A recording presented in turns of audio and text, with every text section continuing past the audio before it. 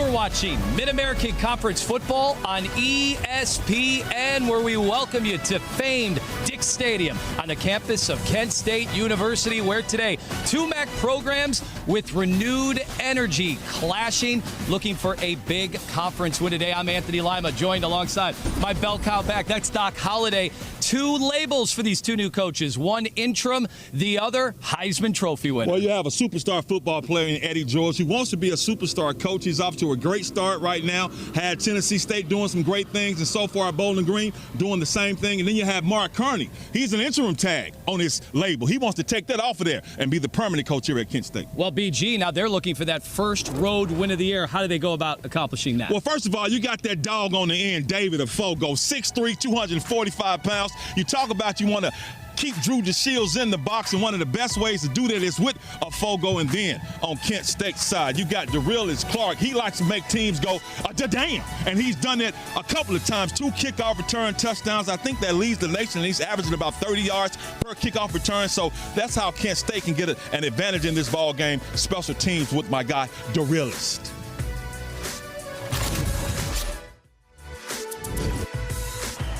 Brings it out. And he has a burst. Huge return. Still on his feet. To the house. Touchdown. DeRillis Clark. Shows you what, that he is the realest. There he is. And you can bet Bowling Green has watched that film. They've seen his 2 gigantic touchdown returns this year. And that was a focal point this week for Eddie George, the head coach of Bowling Green. Well, they call him the realist, the largest. He's the man when it comes to kickoff returns. And when you have ball games like this, special teams can be the reason why you win or lose ball games. And so far, DeRillis Clark always has Kent State in a position to win the ball game. 30.58. That's the average. Seems absurd for a kickoff returner this far into the season. That ball will bounce, and guess what? Does not touch the hands of DeRillis Clark, and therefore I think BG will be happy with that outcome. Why would you? It's not very good coaching, man, to put the ball in the hands of somebody you know can hurt and harm you. So I don't blame him for keeping that ball away from DeRillis.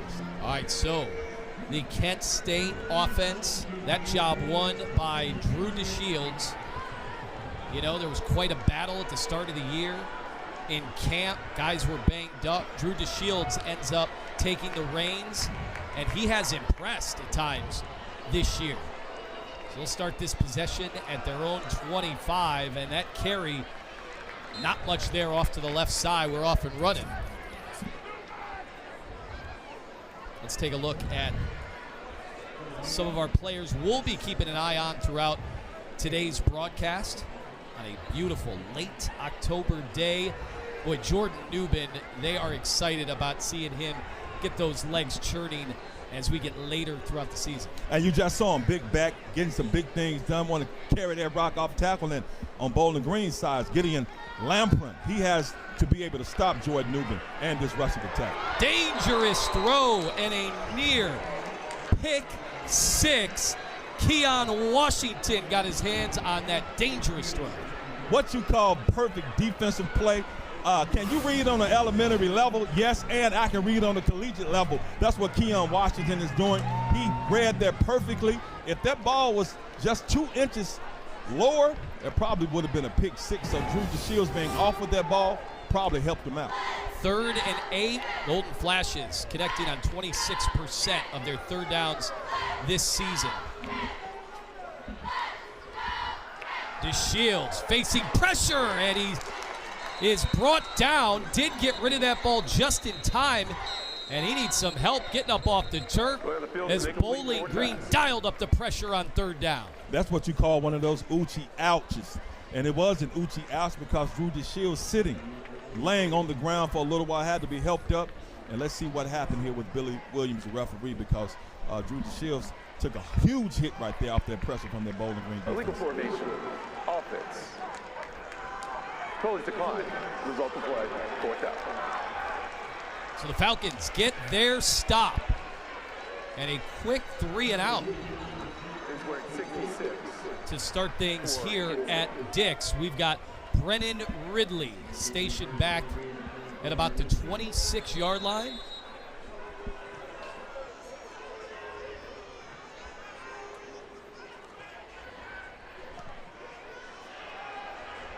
And that ball sent away. Not a particularly great punt, so some nice starting field position for Bowling Green as they want to get their offense going.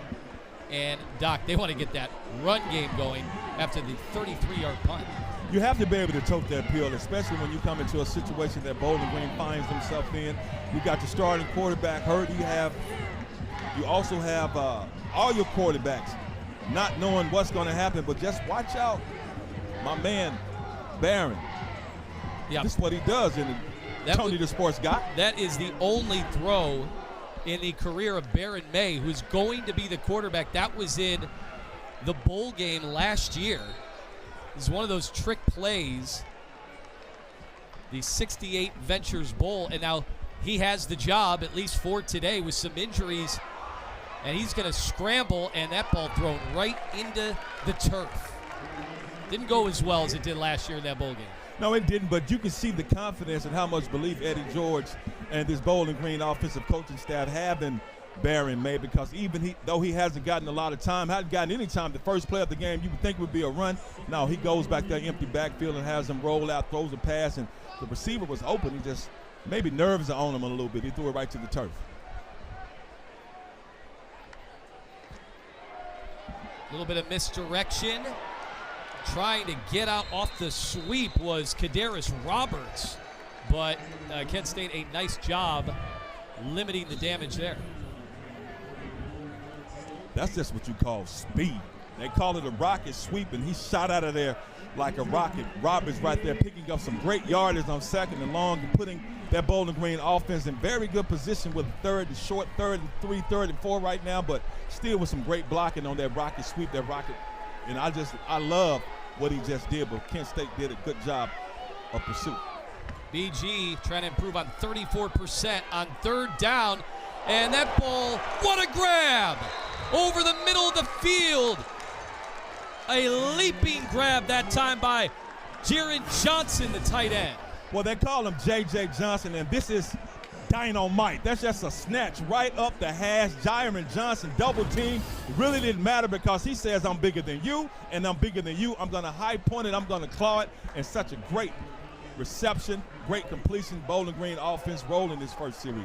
Down to the 34-yard line already this drive. Having some success.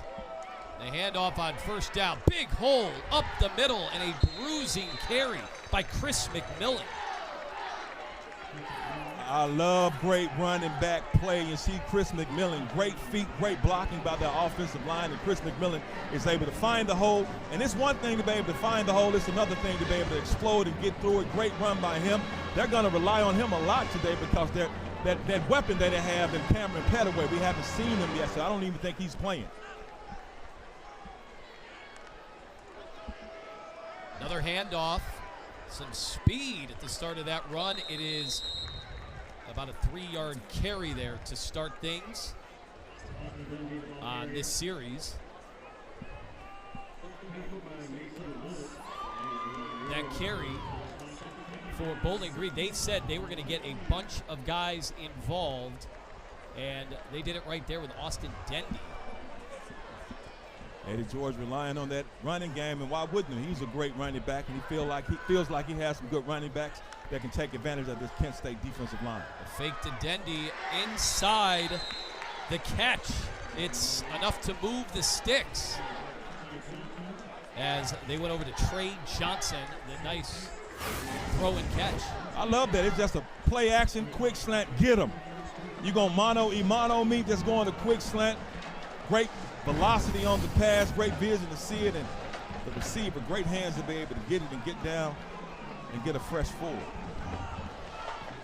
So they had good field position, and the first drive, Bowling Green marching right down the field. From the 12.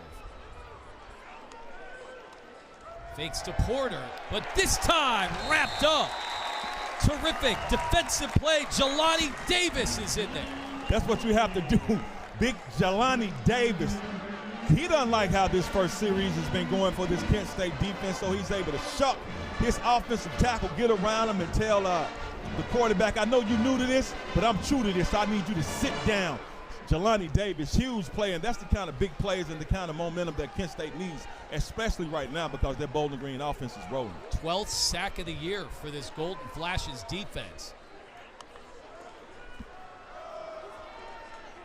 Handoff, little stutter step. Chris McMillan trying to look for a lane. I just love how physical he runs. Coach George talked about Chris McMillan, and he also talked about Dendy, and he said, as I said, he was going to rely on their rushing attack today. And why wouldn't him when you have a new quarterback in there? Your starter is hurt and the reserve is hurt, so you have to go to something else in that running game. It's going to be something that he feels like he can take advantage of this Kent State front four and this front seven here on this beautiful day at Dick Stadium.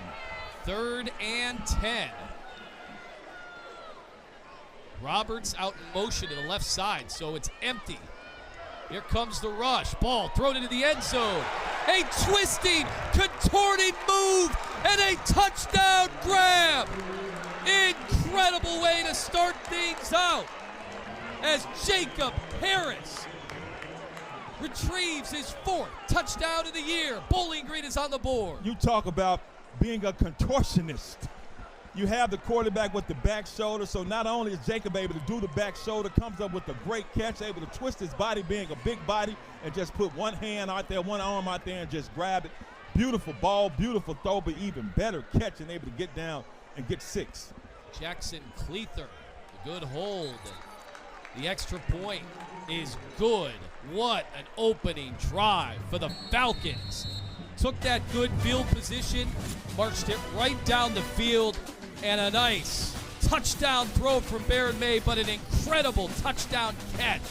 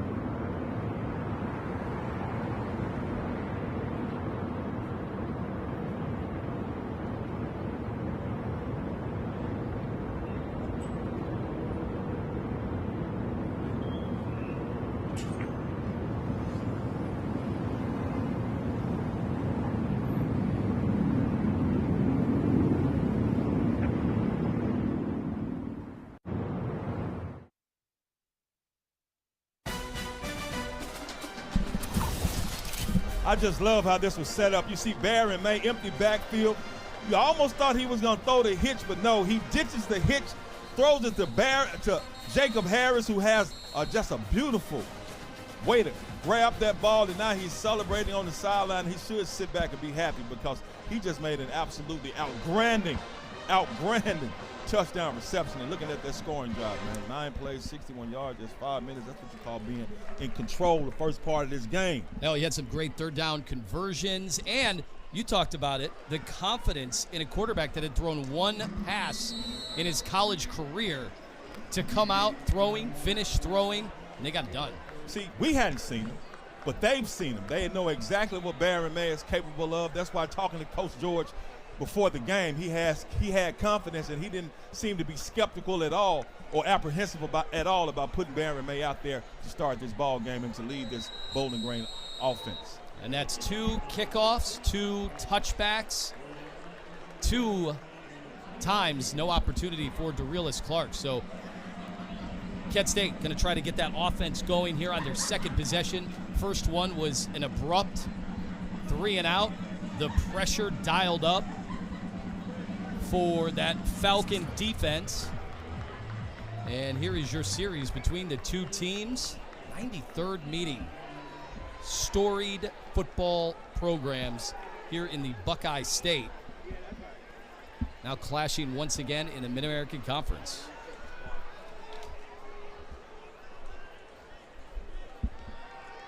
First down, handoff, running into a pile. Nothing doing. And right now, I know Kent State, they're trying to get Jordan Newman going, and I don't blame him because he's a big physical runner with a lot of talent. But right now, that Bowling Green front four is not allowing anything led by that guy right there, Branch Hayes. He's probably the defensive branch of this Bowling Green defensive line. And right now, the Falcons won that matchup just like they won their first defensive series. Trying to get Newman going. Wolford in motion. He's got speed. This time cuts it upfield, and a nice gain on second down for Cade Wolford. And he's one of those players that Coach Mark Carney and the offensive staff wants to get the ball to, send him on the rocket sweep. In order to pick up good yardage, you have to have great blocking downfield, and I love to see the running back out there blocking for his other teammate. And they go quick. First down and more. That time, Jordan Newman finding a crease, and he took advantage. And he showed us right there why these coaches love him so much and the opposing coaches hate him so much, because not only does he have the ability to run you over, he can run through you, but still has speed and quickness to get downfield. You look at the numbers. I think it's just his 4th game playing this season, but he's averaging 4.5 yards every time he totes that rock. And if you tote the rock 3 times at 4.5 yards, that's the first down, and that's what you want from your running backs. Under center, pitch to Derelis, spin move, and he goes down behind the line of scrimmage. Bowling Green was ready for it. Well, right then, Derelis was denied because Bowling Green knew exactly what was going on, but I don't blame Kent State for trying to get Derelis Clark this rock out in space. But Bowling Green, when you're on that side of the field, you want to keep everything inside of you. Don't let anything get outside of you, and the defender did a great job right there. Well, they knew they were going to try to get him involved this week a little more than they had. Throwing this one out of bounds, incomplete to Sebastian Brown.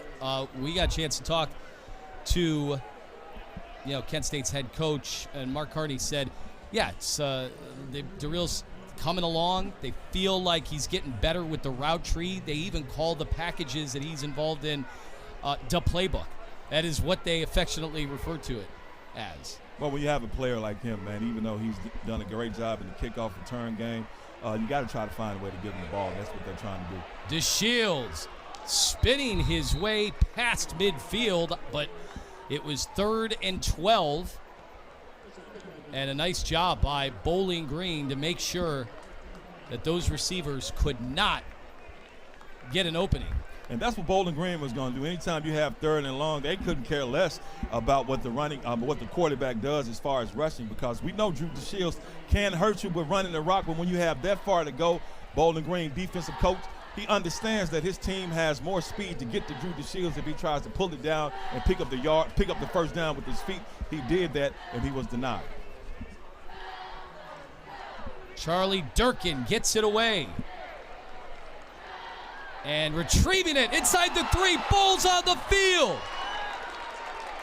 Brennan Ridley lost it, mad scramble. The Falcons did recover, but they are going to be starting their second possession way back inside their 5. nearly a special teams disaster. And we'll see what BG is able to do with the football. Their second time around when we return. Mid-American Conference Football on ESPN.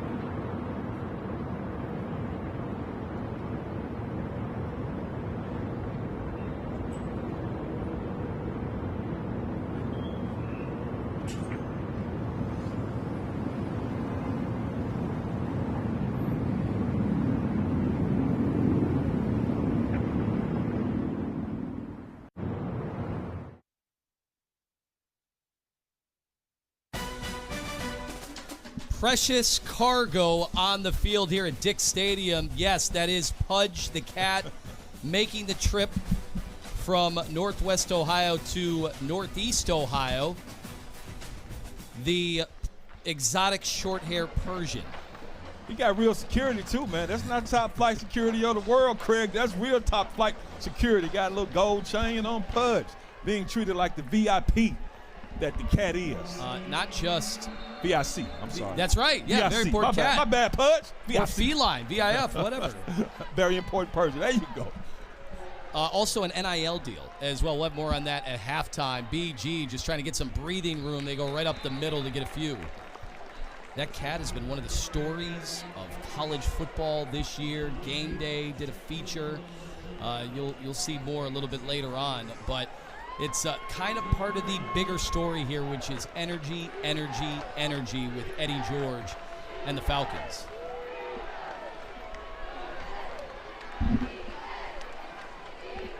So from their own 6, out of the gun, got to be careful here. Baron May, if you're just joining us, the starting quarterback. And he will turn around, hand it off. Chris McMillan, who, by the way, they call him Cat. So the felines are a big part of the story here at BG. But who's the big cat? We know Pudge has been getting a lot of attention. He's the big cat, but Chris McMillan wants to be the big cat right here. I love the spin move. Watch that, to clean up by 0. So Kent State still coming out here with physicality, with a great opportunity to get Bowling Green with the 3 and out and possibly get a punt and get the ball in great field position. Nice job, Mason Woods. 3rd and 3. May will take it directly, was looking for running room, and that should be enough to move the chains. That's a crucial first down run. Oh, that's personality and physicality as well. Talking to Coach George, when he was talking about Baron May, that's one of the things they say they like about him. They said not only can he go back there, he knows the offense, he can set back and swing it and think it, but he can also ring it with his legs, and right there he was able to ring up a tough run to get a first down. Well, how about on the opening drive? Eddie George allowing the QB on the road in conference play to throw it, and he went 3 for 4 for 41 yards and the touchdown. The pitch trying to get to the outside. A nice first down run, but a late flag is thrown that could nullify the action with Allen Middleton getting that pitch.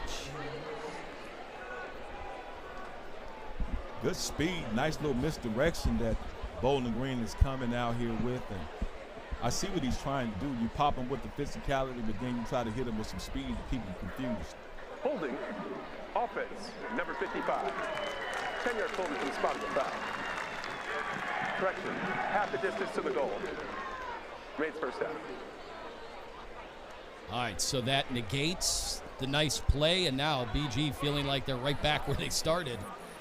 Penalties were an issue last week, something they tried their best to coach out of them 15 times. They just thought they lost their composure, 125 yards.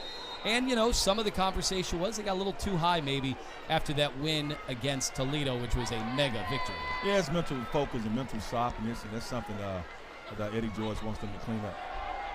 Nice patient carry again up the middle, getting out to the 15-yard line for Chris McMillan. I like McMillan. I see why this Bowling Green offensive coaching staff and the head coach is so high on him, because I like to watch running backs' feet and vision, and he has great feet, has great vision, but now Bowling Green not in a great situation with 2nd and 9 right now, but this Kent State defense is in a great situation if they can get a couple of more stops. Another handoff, wrapped up at the line of scrimmage. A great defensive play from C.J. Young, who was all about it from the onset. That's what C.J. Young is about, man. He makes plays. He just knows where the ball is. He can find the ball almost like he has a radar. But it's one thing to be able to find the ball and get to the ball carrier and bring the ball carrier down, and he had the strength to do that. Just great anticipation, great vision, great instinct, and a great tackle. 3rd and 10. Another tough 3rd down spot for May. Kent State brings 4. Time to throw. A crease and a catch. R.J. Garcia, the second. And that is another 3rd down clutch throw.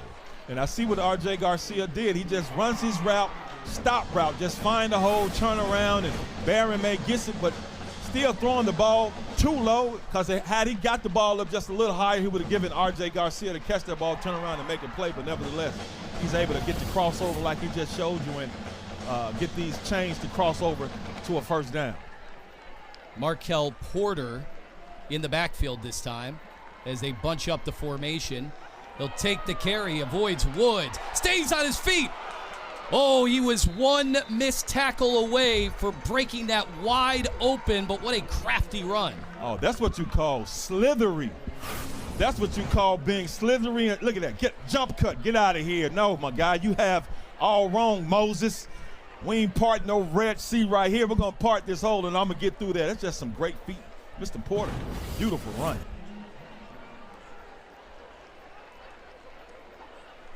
First down, now at the 45. Remember, they started this drive inside the 3. May, they don't pick up the blitz. He's running for his life. And he takes a shot on the sidelines, that time by Joel Cordoba.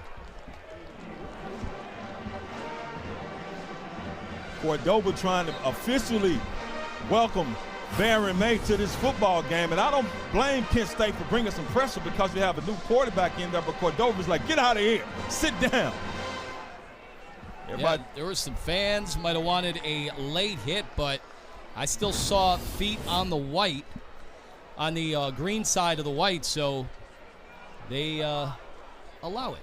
Cordoba said, no Doba, I got it. Everything was fair in football. This time May keeps it. They're running a lot of motion as Roberts, the fake was to Roberts, and May instead, this time he could not get around Woods. Mason Woods, a nice little lick, and it always looks worse when somebody has you by your legs, and Mason Woods is able to come and clean them up. That take a little football up out of it, too. Well, is that one of those you wish you would have given it up? Yeah. Oh, when you're the quarterback, yeah. And if you're the running back, you'd be like, you should have gave it to him. You wouldn't have took that hit. 10th play of the drive, 3rd and 7. Here comes Kent State, batted down, and nearly would have been an amazing interception. So it'll be a stop and an incompletion, but that ball, it floated around the paws of the Golden Flashes. And that's a win for that Kent State defense. Look at Matthias Carroll, man, just making plays. All of them. C.J. Young, that entire Kent State defense. We talked about C.J. Young being able to make plays and knowing what the ball is. He knew exactly what the ball was right there and comes up with the huge Dikembe Mutombo. Fielded at the 15, it's muffed. And there is a scramble for the football. We're waiting for an early indication. And the pointing is in the direction of the Golden Flashes, so they will hold on to the football. Both teams very fortunate to recover their own punt mishap. Let's take a look as Wayne Harris hit those hands. He took a shot, but Kent State fortunate to hold on to the football. It's 7-0 Bowling Green.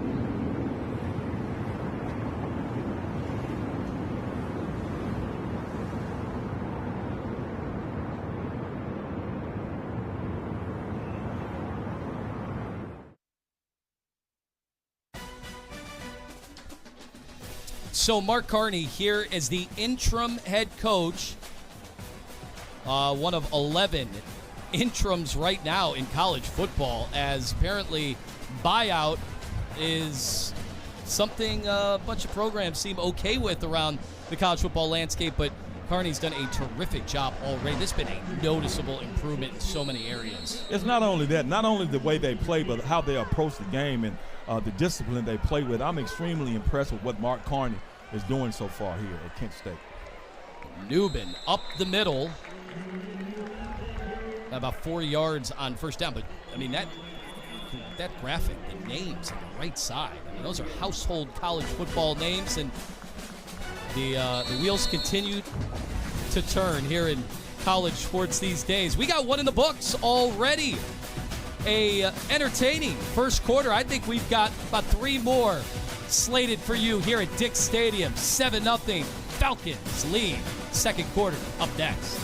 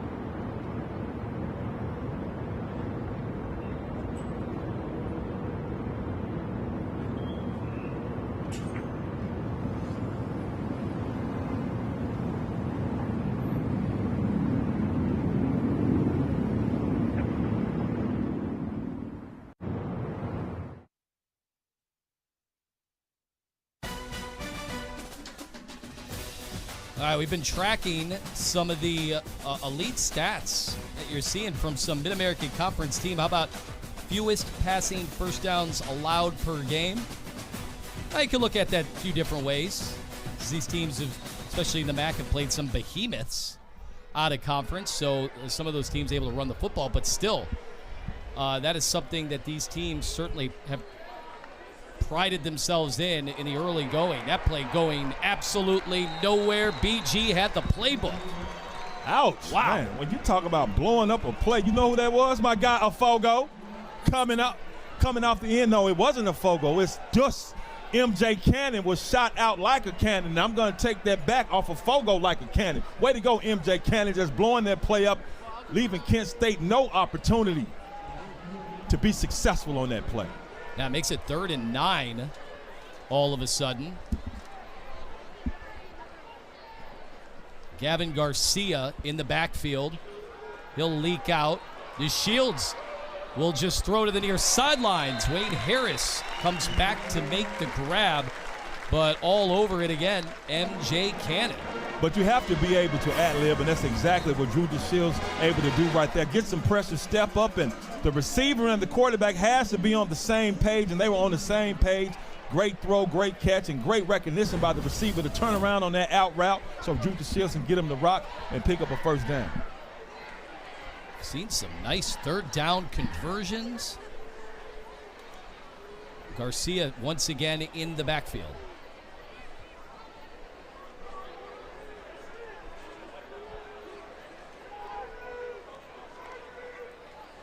Garcia, the carry, again bottled up. The defensive line of the Falcons making a statement so far early today. Well, you got that Bowling Green defense and that Kent State offense, especially where the big dogs are, saying who's going to be the biggest dog in this case, in that case, in a lot of cases so far it's been that Bowling Green defensive front, Eric George, MJ Cannon, and the rest of the crew just not giving up an inch. 2nd and 8. That time, the handoff looked to be a little late getting started, and Newbin didn't have much of a chance at all. And once again, Eric George. Well, you look up the bio of Eric George, and it says, well, his dad is a Heisman Trophy winner, and his mom is a legendary R&B singer. SSWW to the V. Eric George, not only he can be a singer or rapper, we know he can be a great defender. He's all-encompassing right now, and that Bowling Green defense trying to continue to be all-encompassing as they attempt to shut down this Kent State offense on this drive. Eric George, big young fella, too.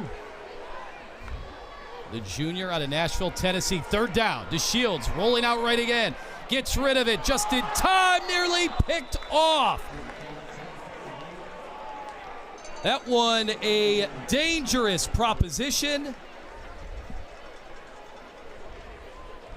But fortunately for Kent State, they'll live to tell about it with a punt. But it nearly could have been an interception from Cal El Pascal. Well, that Bowling Green defense is doing another great job of just stifling any momentum this Kent State offense tries to get going. They bring pressure, don't bring pressure. You see Drew DeShields is able to scramble. He throws the ball, and all the Falcons descend on their ball just like that tackler just descended on this Bowling Green punt return. Yeah, that was Trey Rubenstein coming down to make the tackle on special teams. He had in practice, a big interception his coaches were raving about. They wanted to put him out there to make plays, and he did just that. We have more second quarter right after this.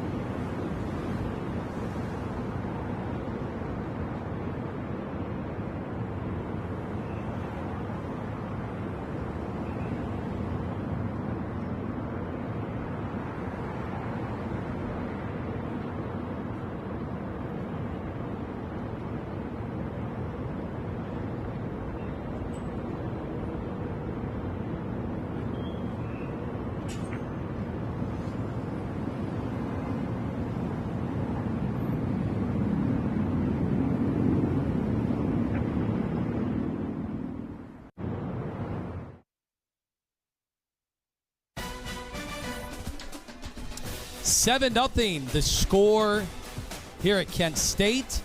Bowling Green with that lead as we welcome you into what we're getting to be more and more football weather later in the season. Temperature dipped this week in Northeast Ohio about 15 degrees. We were living the good life. I mean, we had some 70-degree Monday, and then here we are today, cooling off a little bit. But I mean, look at the football players. They don't look cold. They're fine. We're all weather. We're all weather individuals. Doesn't matter what it is. Handoff, and that one put to a quick end. Nice job defensively. Kent State making sure with C.J. Young to limit the first down. C.J. Young is a baller, man. I was here a couple of weeks ago constantly calling his name, and we've called his name several times a day because he just knows how to play linebacker. He just knows how to play and be an impact player because he is an impact player. And Chris McMillan on the other side, the running back, we've seen him have some nice carries as well. So both impact players having an impact. May tipped over the middle. The last thing you ever want to hear if you're a quarterback. Once that ball gets tipped, everything is in play, but that one harmlessly falls to the turf. And that's how you're supposed to. If you can't get there, stop, get your hands up like number 21 just did. And he's able to initiate the tip drill. That's Mr. Cordoba. Joel Cordoba with another great play and getting his name called once again. 3rd and 9. Throws it out of the backfield and brought down immediately. Once again, Mason Woods in the battle of the zeros taking down Kadarius Roberts. Man, I can't overstate how impressive of a tackle that is. Not only in open space, but receiver or running back that's that size, but to be able to stay with him and throw the quick little bubble screen flare out and just embrace him. Take him down. Power slam. Very impressive play by Mr. Mason. Wayne Harris is deep. He is standing at the 30. Henderson sends it away.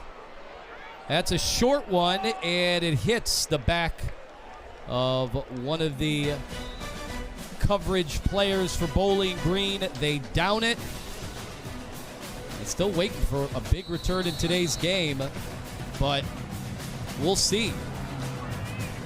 Kent State and their offense once again here in the second quarter, trailing by 7.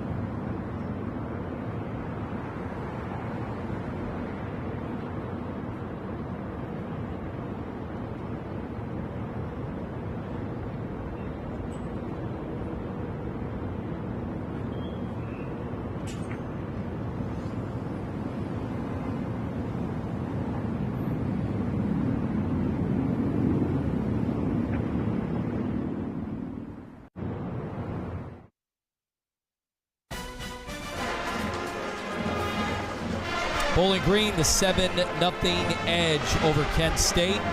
10:35 to go. How about Maction time? Start to see some of the weekday games, which means on the weekend, you'll get Buffalo at Bowling Green. It'll be a big showdown. Also at 4 o'clock, ESPNU, Central Michigan at Western Michigan. When we start getting this time of year, it is real. Things kind of change in this conference.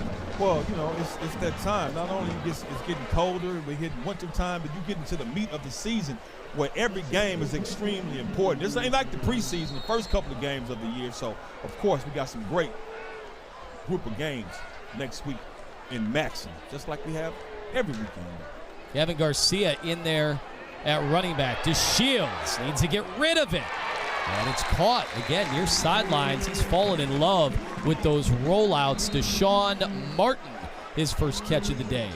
But I love the way Deshaun Martin kept himself alive, because anytime when you're a quarterback and your first read is not there and he starts to scramble, you have to ad-lib. You have to be in sync with your quarterback, and Deshaun Martin in sync with Drew DeShields, and been able to hook up for a nice little 6-7 yard. I'll tell you who's been quiet today is Cade Wolford. Last week had a 75-yard touchdown catch. Quick slant and a first down. With Kent State on the move. They think that ball might have come out, but I did hear a whistle. You see Martin there once again. Kent State getting that offense on the move.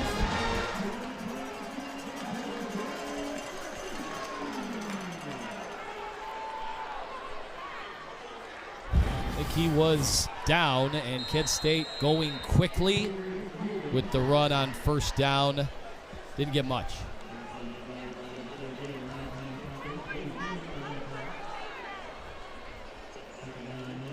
Seeing those helmets that Kent State is wearing this week. It's Military Appreciation Week for Coach Carney. That meant a lot to him, his family, his brother. He's in the armed services. His dad was in the local Metro Parks Police. And you notice they're wearing the camouflage on the helmet. Nice run that time up the middle. Newbin and Kent State going tempo. And that's what Newbin can do, north and south. I love when they have him going north and south instead of going towards the sideline. But right now it looks like somebody number 18. Backwards. 5-yard penalty. Remains third down. I feel bad for Hunter Hopperton. They got him with it. It could have been anybody. Yeah, I mean, if I was him, I wouldn't be upset. Like, why are you picking on me, man? I mean, it was more than just me, but he's the one that gets the finger pointed at, and he's the one that gets called out. Just like you were just calling out Mark Carney, the interim head coach here at Kent State. You calling him out for some great things. Yeah, his brother at Air Force. So this week it was going to be really important. That's why they're wearing those helmets today. It's all part of developing an identity here in this program. That ball floating, diving, near grab. Just out of the outstretched arms of Cade Wolford. Would have been a biggie. It would have been a hugie. You see Cade Wolford, and I like Drew DeShields because he threw this ball to a spot. He didn't throw the ball to Cade Wolford. That's something that they've been dancing and working on. Wolford with a great effort to be able to stretch out and get the ball. Just can't bring it in, but you do love the determination and you do love the effort. And it was really a good ball by Drew DeShields. He threw it to a spot, but unfortunately, Cade couldn't bring it in. They're 8-17 on fourth down, and they're going to go for it. Martin in motion. The Shields over the middle. It's caught. Still on his feet. Big play. Christian Berry delivers on fourth down.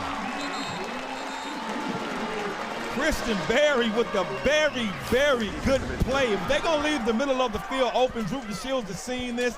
You just tell Berry, look, just go down the hash. I'm going to give it to you. That's exactly what he did. Not only was Berry able to catch that rock wide open, he was able to get some yak, and that's some yards after catch. So I'm not talking about yak that you drink. I'm talking about that yak that's that positive yak that has some positive feelings right now for this Kent State offense.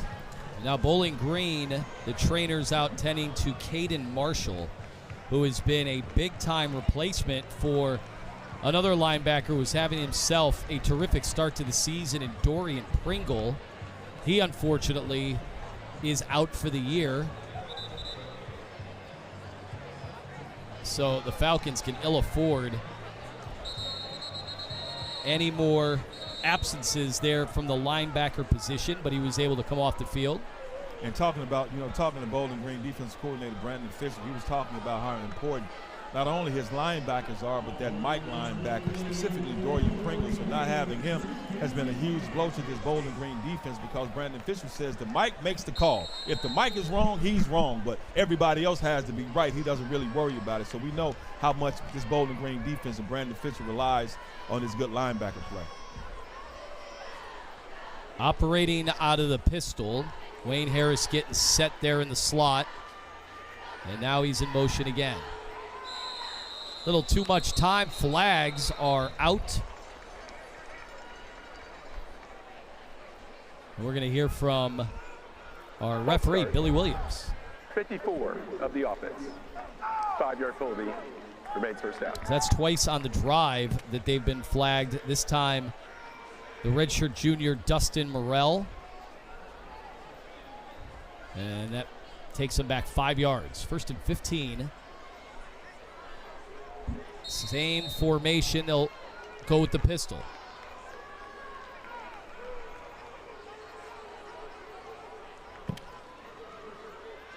Fake the pitch. He's got to run now. DeShields stepping up. Wide open and dropped. Wayne Harris, his eyes got as big as you can imagine, and he just couldn't corral the football. Would have been a touchdown.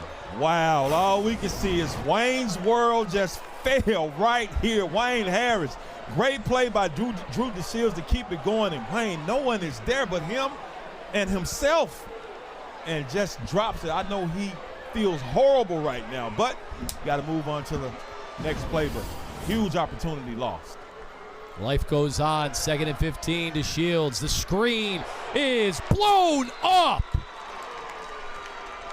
Gideon Lamprin, middle name ESPN. We saw his folks right before kickoff. They were pumped for this game. Lamprin was pumped to put an end to that screen. Gideon and his 300 friends. He doesn't need 300 friends. Gideon just needs himself, because that is what you call a big boy play on a big boy baller, because Jordan Newman is a big dog, but Gideon, ESPN Lamprin, getting talked about on ESPN because that lamp just put lights out on Mr. Newman.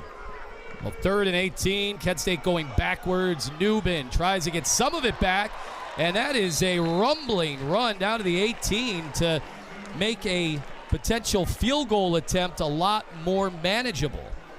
And that's what you have to do when you have 3rd and long like that. You can take a shot to the end zone, but I'm pretty sure that Kent State offense, specifically Drew DeShields, is still kind of down with Wayne Harris dropping that touchdown, so now they at least get a field goal attempt. 35 yards from the right hash, Will Horisco. He's 2 for 3 on the season. And that one puts the Golden Flashes on the board. And that is their first red zone field goal attempt this year. It's good. Cuts into the lead. Both teams are now on the board.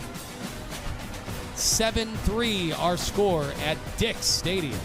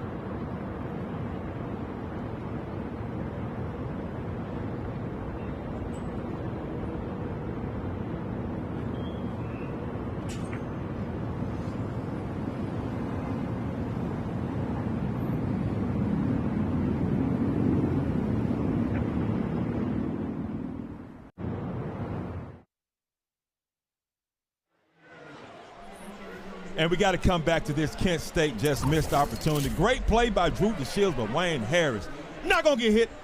Thought somebody was there coming to hit him and trying to run and turn around and watch for a defender or watch for the touchdown before he brings the ball in. And that's one of the first things they tell you as a receiver. You got to bring that ball in, man, and get it. But you saw what happened, though.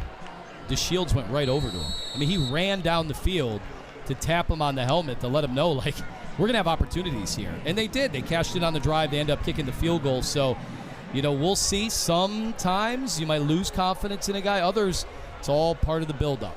And that's good leadership. That's what a good leader does, and that's what you want to do as a quarterback, because he knows that Wayne Harris is an integral part of what they're trying to do today and throughout this season, so he can't have him hanging his head off a missed play like that, because everybody misses plays. Everybody makes mistakes during the course of a football game, so you can't linger in that. So I feel bad. We got excited all week because we had two of the best kickoff returners in the country represented on these two teams. Darius Clark for Kent State. For BG, it was Cameron Pettaway. We haven't seen a return yet. Now, Pettaway looked like he was going to try to go before the game. You saw him. Unfortunately, wasn't able to. At least we haven't seen him yet. So right now hasn't lived up to the billing, but I think it's because special teams coaches this week were on notice. Of course, man. I mean, if Darius Clark is the one out there, when you have a chance to kick it to him, don't kick it to him. That's just good coaching. That's just smart coaching. Nice first down run that time by Austin Dendy, but tripped over his feet. Might have been more. And Eddie George talked about Austin Dendy, that he said he was going to give him some opportunities to tote their pill today, and he's done that. And when you have a running back like as great as Eddie George was, giving praise and hype to another running back whom he coaches, that lets you know that Dendy has something special about him. So they gave him 6. Quick throw and went just about, got closer to that first down, but Kent State was absolutely ready for it that time, as Joel Cordoba has been about everywhere in this game, as you see Middleton kind of wincing off the field. Cordoba has been one of those golden flashes who has been flashing the entire day. We've called his name several times, whether he's getting to Dikembe Mutombo on some balls, which means blocking some balls, or just making great reads and reactions on passes, just like he just did. Baron May spreads him out, 3rd and 3, and he'll just run it, look for a lane, takes a hit right at the marker, but it looked to be just enough to get the first down. They did a lot of distractions right before the play, and in the end, he took it all the way in. Baron May's tough.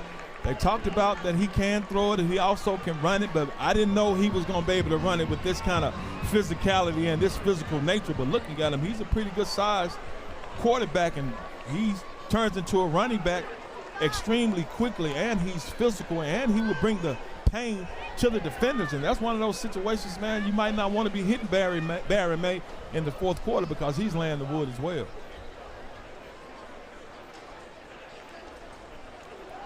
May rolling out left. Now looking for his target, but that one a low throw. We've seen a few of those today. Allen Middleton was the intended target. You have Allen Middleton out there on the double move, and eventually comes up on a deep out route, and Baron May just can't get the ball to him. And just like you said, we've seen several throws by Baron May today. He just needs to get it up, which means he needs to square his shoulders and set his feet and actually get good posturing and good positioning when he's throwing this football, because right now some of them are going down right to the ground, and that lets me know he's keeping the ball in his hand too long.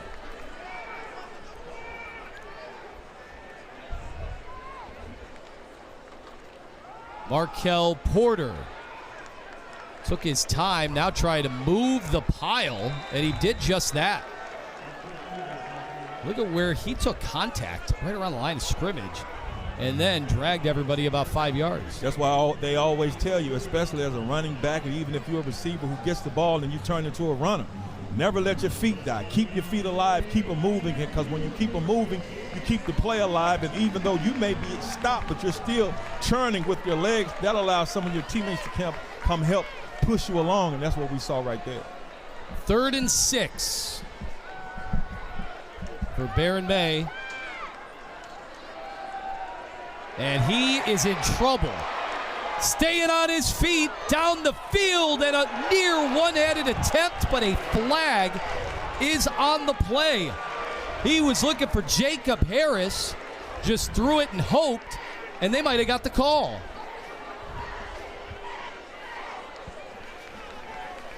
Pass interference. Defense, number 31.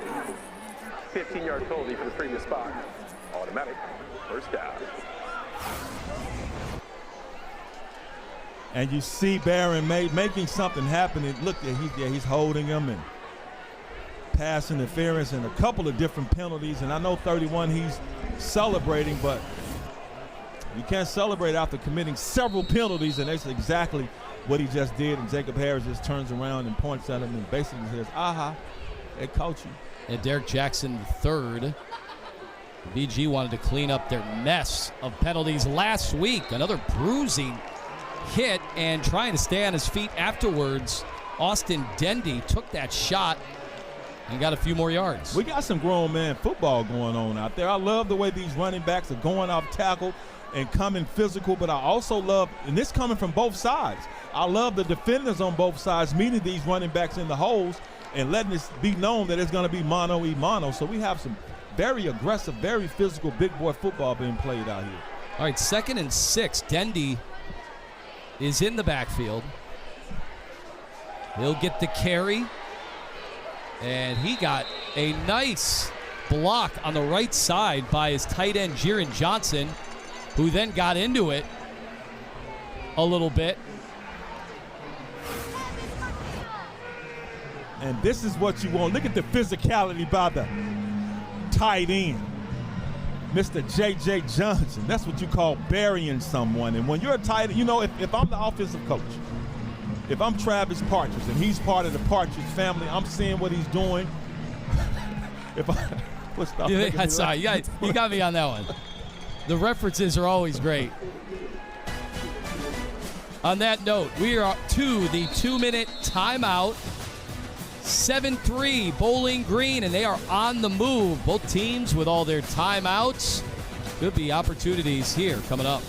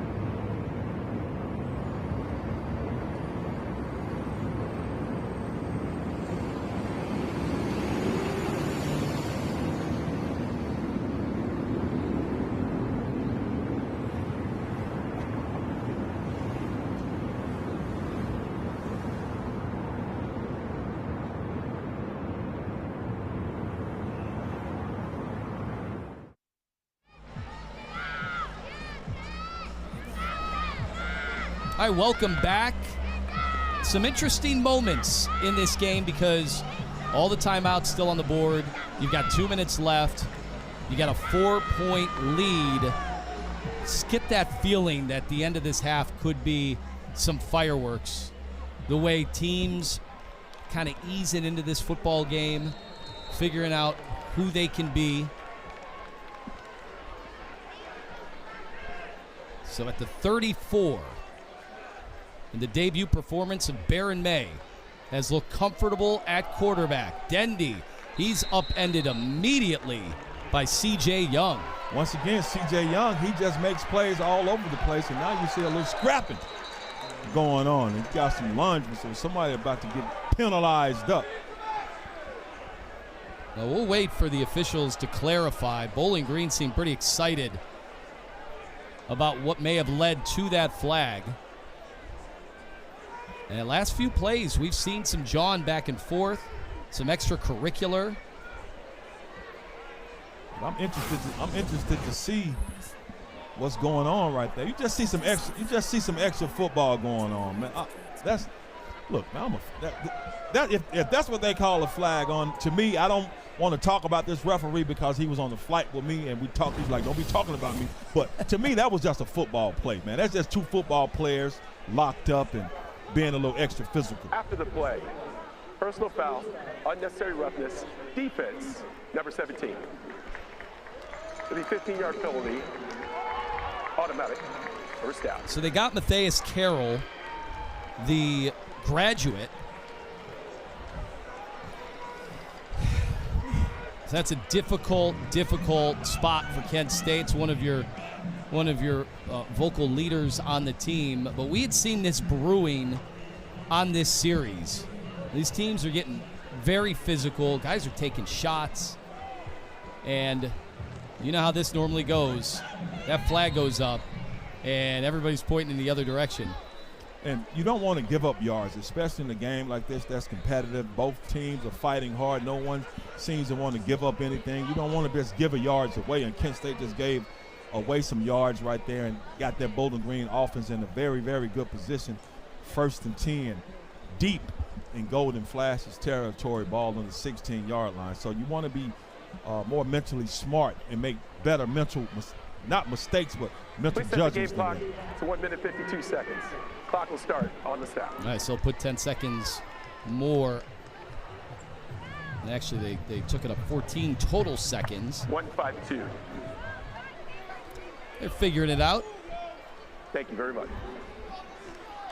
All right, so that ball all the way up now to the 16-yard line.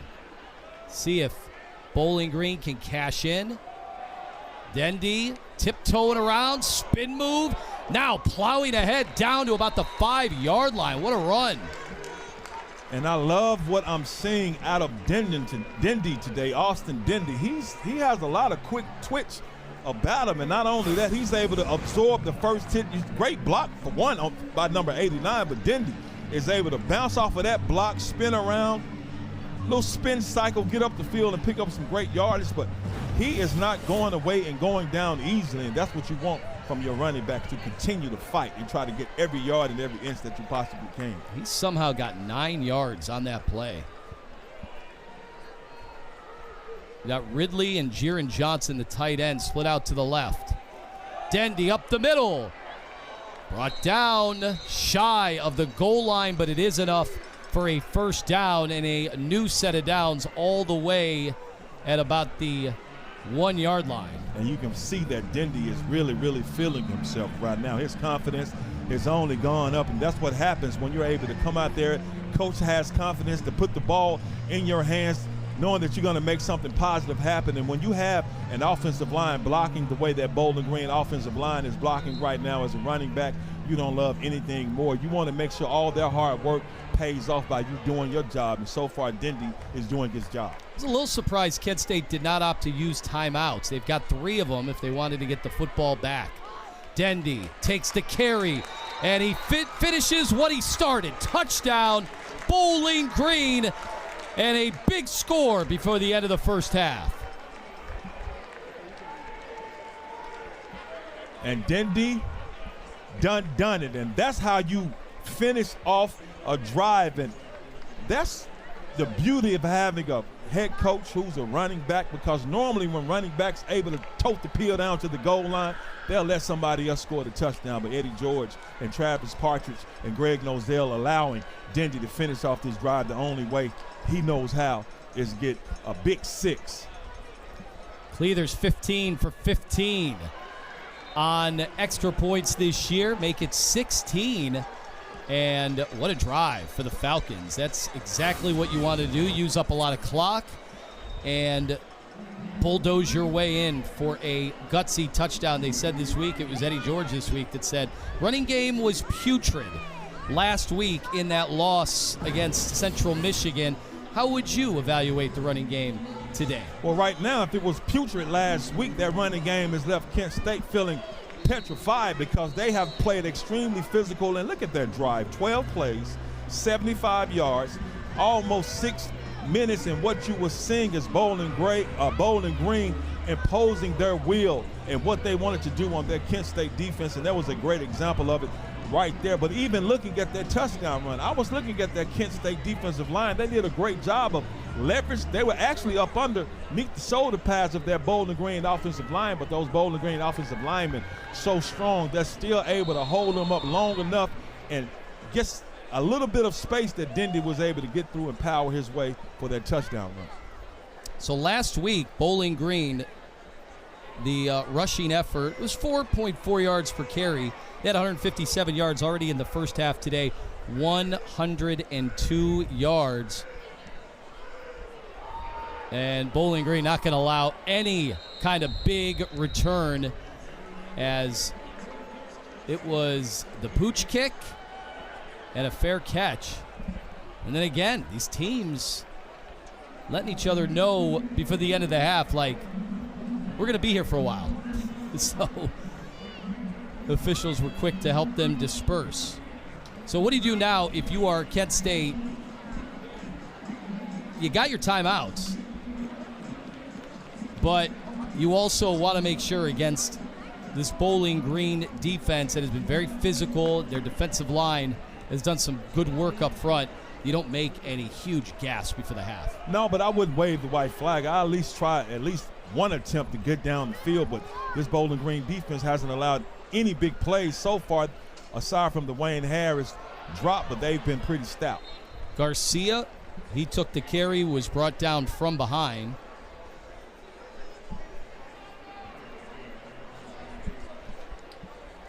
And they are going to be content. I also wondered if Bowling Green was going to potentially use their timeouts. They had 3 of them. You don't see this much in a first half of football where neither team uses a timeout. That's almost like leaving money in the bank, man. I don't understand it. But, hey, they made the decision, so. Some would say at times that's a broadcaster's dream. Maybe not for the sponsors, though. All right, there we go. It's halftime. 14-3. Bowling Green has that lead. We have plenty of football left. Remember, Bowling Green is going to receive the football at the start of the third quarter. We've had plenty of action out here. We'll break it all down during our halftime show, and we'll introduce you to one of the biggest figures in college football this year. It's not what you think. You're watching Mid-American Conference Football on ESPN.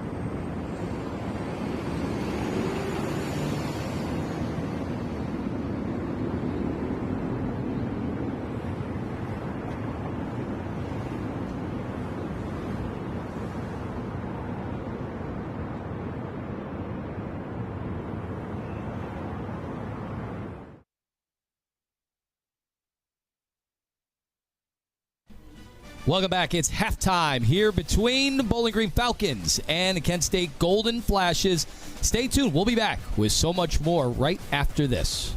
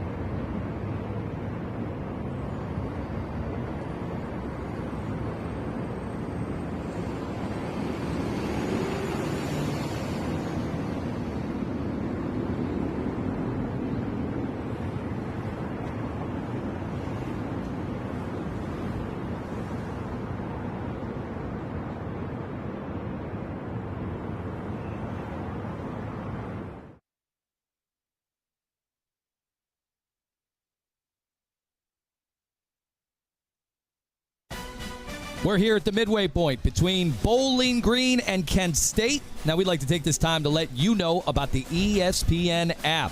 Get all of ESPN college football all in one place with the all-new ESPN app and unlock with the ESPN Unlimited plan or log in with your TV provider. First half highlights and stats when we return to Dick's Stadium.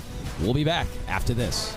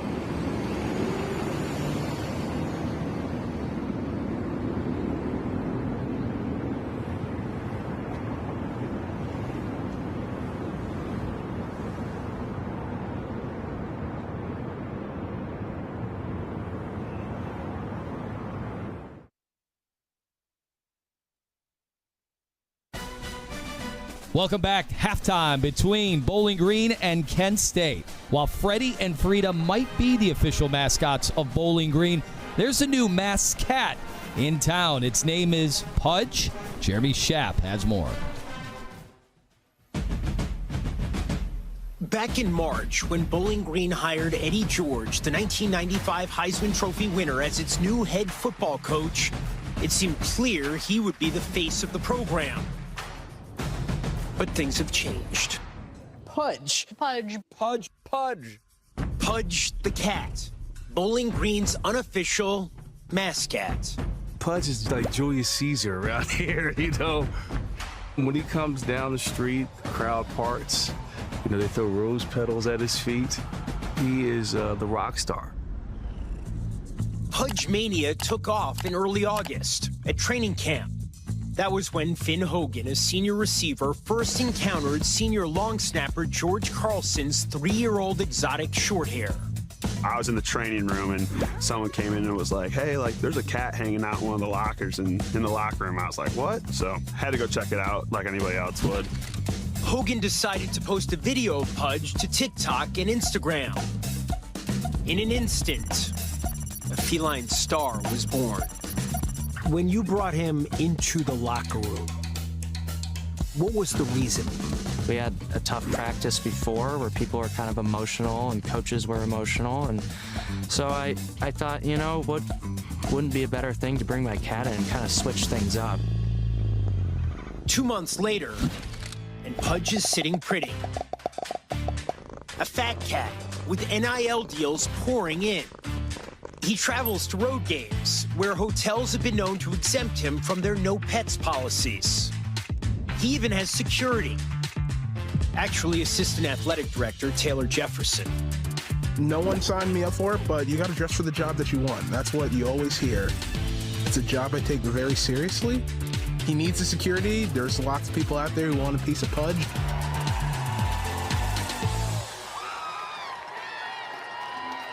For his part, the Falcons head coach betrays no resentment regarding his demotion on the depth chart. Love the cat. He is amazing. Although I'm allergic to him, with the cats. Pudge the cat has become the story. People say, hey, can you drive to Cleveland to have Pudge on a radio show? I'm like, it's radio. He doesn't talk. Pudge, thank you for making the time for us. I know you have a busy schedule and you're in the process of grooming yourself. What has this been like for you? Becoming one of the biggest celebrities of the college football season. But the power of Pudge transcends speech. For George Carlson, Pudge has been a constant source of comfort and strength, especially after his mother, Kristen, was diagnosed with ovarian cancer. She died last year at the age of 57. I needed to make sure that I had somebody to talk to or be able to get me out of a dark mindset that I could get into. So Pudge was great. I think just having a companion was the best thing for me. He's brought me a lot of joy, a lot of comfort, especially in tough times, and allowing other people to have smiles on their faces from just seeing Pudge. I think it's a huge thing. What's in it for Pudge? What makes Pudge happy is this. It's not the celebrity. What he loves to do is to ease the spirits of broken souls. My only concern is I just want him to enjoy his life. He just wants to be a cat, man. He just wants to love. He wants to hang out. He just wants to get the sunshine. He wants to have snacks. He wants to be cuddled. Let Pudge just be Pudge sometimes.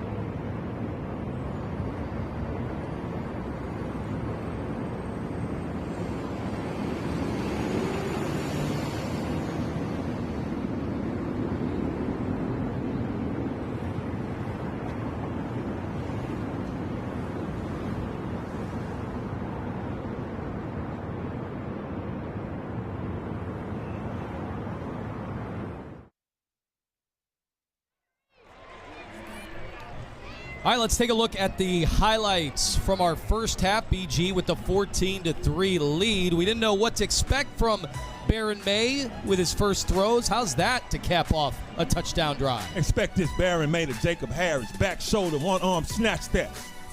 Then you got Drew DeShields. Wayne Harris cannot answer. No, drops one huge break, loss for Kent State. But this is a game able to come back and get a field goal out of the situation, put 3 points on the board. But when they did this, Bowling Green does this. Powers his way into the end zone for a touchdown. Mr. Dendy done it. The Falcons got that running game going, and you see Kent State narrowed it a little bit in terms of total yards, but time of possession, that's exactly what you would expect a Heisman Trophy running back coach to preach. 18 minutes, they had that rock. Turn around, hand that rock off, block for that rock, tote that rock, and that's exactly what Bowling Green has done. And you see Mark Carney trying to come up with some kind of answer and some kind of spark for his team in this second half to turn this game around in their favor. And Bowling Green, they got that field goal, now trying to double dip right before the end of the half. They will take the ball to start out the third quarter. Anthony Lima, Doc Holliday on location here at Dick's Stadium on the campus of Kent State, where we have seen a physical game, and everything was going along swimmingly until about the final 5 minutes, and both teams started to jaw a little bit. We saw a personal foul penalty that really aided that drive for Bowling Green before the half. That ball goes right over Allen Middleton's head into the end zone. A touchback. We've yet to have a kickoff return in this game. That's our fault. We built it up. These two teams, the premier kick returners in the country. Although Cameron Pettaway not able to play today, tried to tough it out in pregame. Meanwhile, speaking of toughing it out, Baron May coming out. His coach had some faith in him. Now you see the numbers. He started out 4 of 6 for 53 yards, had some nice conversions. Since then, just 2 of 4, 0 yards. We look at that 2 of 4, which isn't very good, but the way they ran their rock was very good. That's why they didn't ask too much more of him as far as setting back there, throwing the ball, because they've been running the ball so well. And they will stay with the run, and just about 5 yards right off the rip from Chris McMillan. That's what they do. Chris McMillan is impressive the way he's toting that pill today. Both running backs, this entire running process that they have going, this foundation, this group, and it starts with that offensive line. Now, we can talk about McMillan and the running backs all day, but you have to give props to this offensive line because they are moving real estate. 6 carries, 28 yards for McMillan.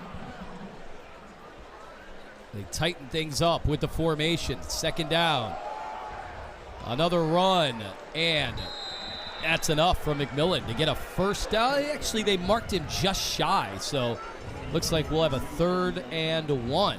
But what we just saw right there from McMillan, you can't coach explosiveness, though. To get that ball and go off tackle, it has to pretty much come to a complete stop. He comes to a complete stop, but able to put his right foot in the ground, go through the hole, and pick up some good yardage. Even though he didn't pick up the first down, he still picked up some good yardage and has that Bowling Green offense in a very ideal situation in 3rd and short. So they need less than 1. They bring in Dendy. You saw this on the goal line. He is hit before, but plows ahead again. He took contact behind the line of scrimmage and then found himself another 4+ yards. He runs like he's hungry, man. He runs like he has something to prove, and now we can really see. We saw it in the first half, and he's continuing to do it right now, while the coaches said they have to get him the football because not only how hard he works in practice, but we see how hard he runs. He's taking advantage of all his opportunities. The Dendy, a transfer from Mizzou. That's also where Drew Pine came from, who's not playing, at least thus far. He was going to be a game-time decision. A big hit that time by Mason Woods. You want your linebackers to lay the wood, and that's exactly what Mason Woods did right there. We can talk about Dendy all we want. Mason Woods tired of hearing about it. So even Dendy with a nice little run, and look at the cut, jump cut, gets up the field. But Jakob, sit down, my guy. Twists and turns him like Chubby Checker. Boy, they got him from both directions that time. C.J. Young as well. Fullback into the game for BG this time. rolling out, getting rid of it, man in his face, and a near skying grab from Brennan Ridley, but couldn't hold on to it. That time, May took the hit while delivering the football. And it's such a tough throw for Barron, man. He's throwing across his body, but still able to get it out there, but just great effort by Ridley to even get his hand on the ball and give himself an opportunity to catch that. But Barron May just rolling out against his body, throwing against his body.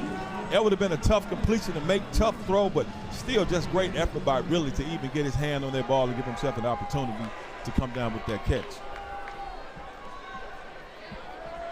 Here's May. He's going to take off.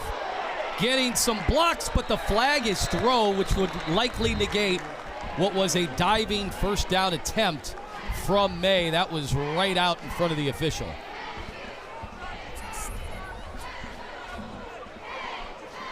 You saw Jiren Johnson, who's had some nice blocks so far today. He was engaged.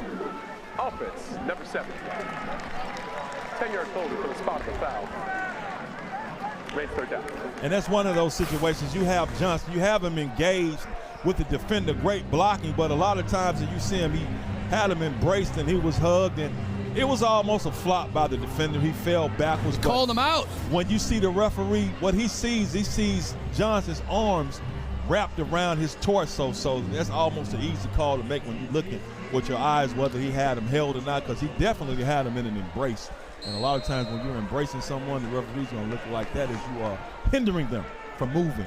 At BG, their third penalty today. They had 15 last week. Big source of contention from Eddie George. May again takes the hit. This time it's caught. R.J. Garcia to the 45-yard line. Big play on third down. I just love that route combination. If you see, you have number 11 coming on with a shallow cross, and then you have R.J. Garcia coming on the deep dig, and he just places the ball there perfectly, and he's able to bring it down, and then we get the crossover layup. Boy, Barron May has made some throws with guys hovering around him. It's almost like he needs to feel that pressure, because we've seen some throws where nobody was there, and he threw a couple ground balls earlier. Another nice first down run. This is becoming a problem for Kent State's defense, because with the Porter run, it's another second and short. They're just imposing their will on this Kent State front seven. And you talk about this Bowling Green offensive line, and I've talked about them. I'm going to continue to talk about them, because a lot of times offensive linemen don't get enough credit. They should get all the credit right now, because not only are these running backs running hard, they have holes to run through. He'll throw it. May in the pocket. Down the middle of the field to Jared Johnson out to the 10-yard line. Using the run to set up the pass, and Bowling Green is in business. And it just looks like that Kent State defensive backfield was just confused, because they let Johnson just release them and let them go. It's almost like somebody was playing man and somebody was playing zone, and they weren't communicating. You had a defender on Johnson, but he just releases him, and Johnson is able to get loose, gets all by his lonesome, catches the rock, great field position, and was even able to do a little dance. We saw Cordoba pointing, saying, no, you're supposed to be over here. I'm supposed to be here. And now BG all the way down there. The keeper, he's still on his feet. I didn't hear a whistle, as the officials let him play on. Unfortunately for the Falcons, the left guard, Jake Burns, is slow to get up.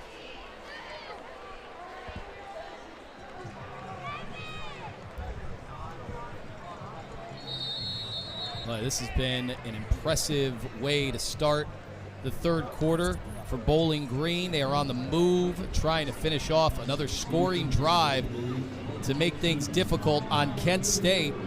It's 14-3. We'll be back.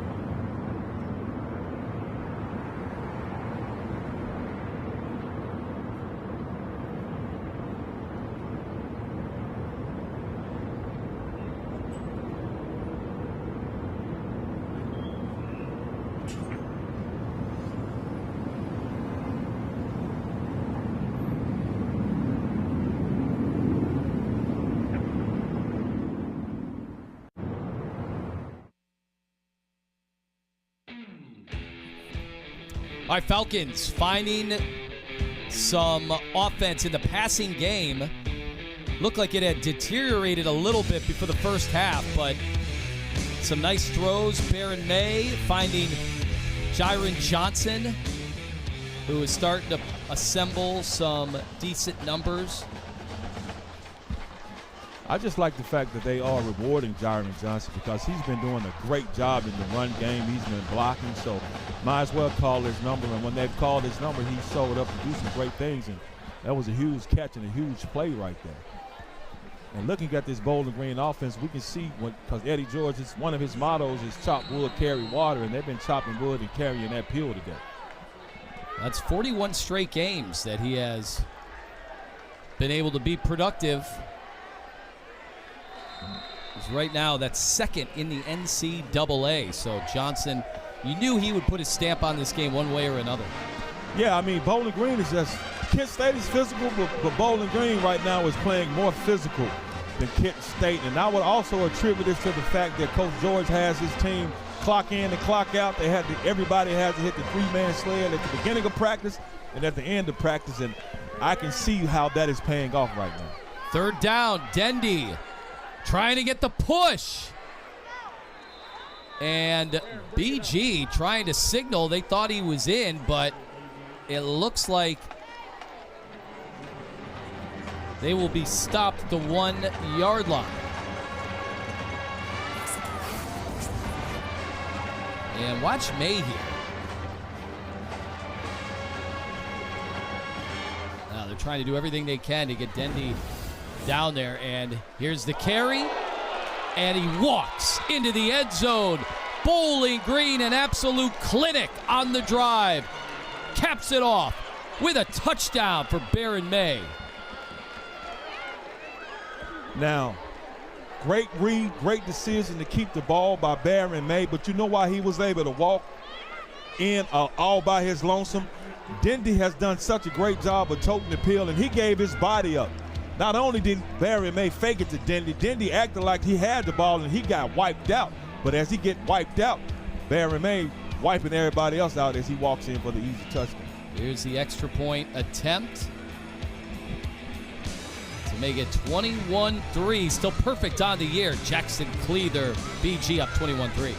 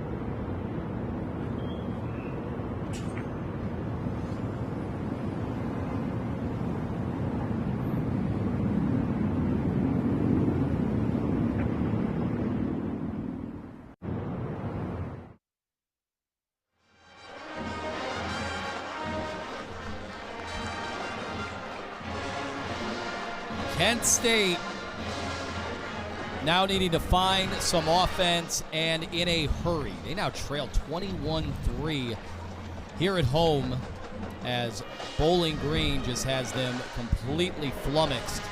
The defense for the Golden Flashes not able to get off the field on third down the last few drives. And that one, another 6 minutes, 75 yards, and they made it look easy.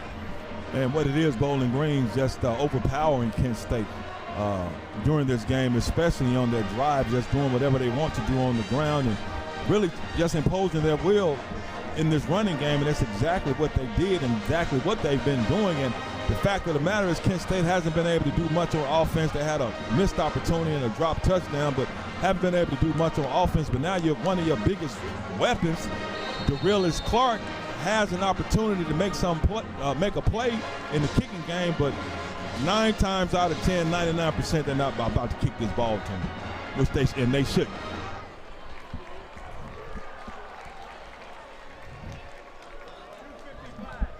Clark back there along with Kimbrough, and here we go. Clark will touch it in the return game. Breaks a tackle but stumbles and can't get past the 20. But you could tell everyone in the stadium holding their breath at the opportunity for someone who's already brought 2 to the house so far this season. You know, when I was trying to help us out, it's a reason why I said they were not going to kick it to him, because I was hoping the opposite happened, and the opposite did happen. But unfortunately for Kent State, what DeRillis Clark has been able to do so far this year did not happen, because Bowling Green with great kick coverage on that, able to get an arm on him and bring him down. So DeShields only 50 yards through the air. So they've gotten in third downs, and unlike BG, they have not been able to keep the drives alive.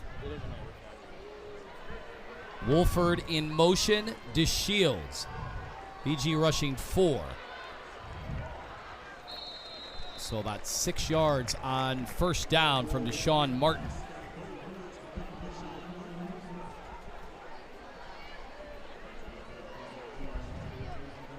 Got to try to get Deshaun Martin engaged and into this offense, but right now it's just been tough for Kent State to get anything going offensively consistently.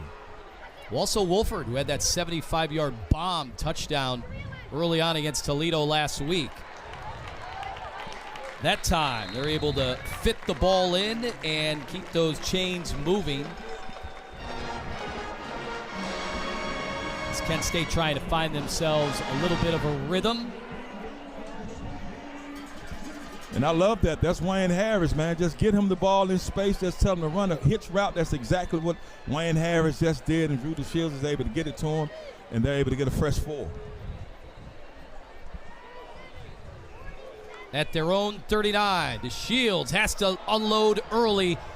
He was faced with a dilemma right off the bat from your guy. You spotted him before the game. David Afogo was right there in on it. And David Afogo just telling Drew DeShields it's a no-go right there. We knew Afogo could be a menace on that defensive end, on that side of the field. And not only that, he was able to get the pursuit drill on Drew DeShields and making Drew DeShields throw that ball way earlier than he wanted to. Yeah, timing was all disrupted.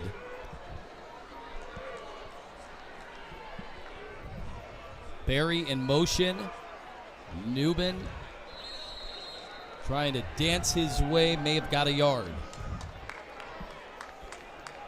And that's always tough for a running back, man. When you get that ball in the backfield like that and you look up and there's just nowhere to go, because right there was just nowhere to go. And in situations like that, you're Jordan Newman and you look at the yards per carry average, it's not going to look good. But when you're not winning the line of scrimmage, that's nothing too many running backs can do unless you're a Barry Sanders type, and we don't have many of them out here. 3.4 yards per carry so far today from Newman. On 3rd and 8, DeShields pocket collapsing. He's going to tote it across the line and get even more. Another 5 after that, and a late flag comes in.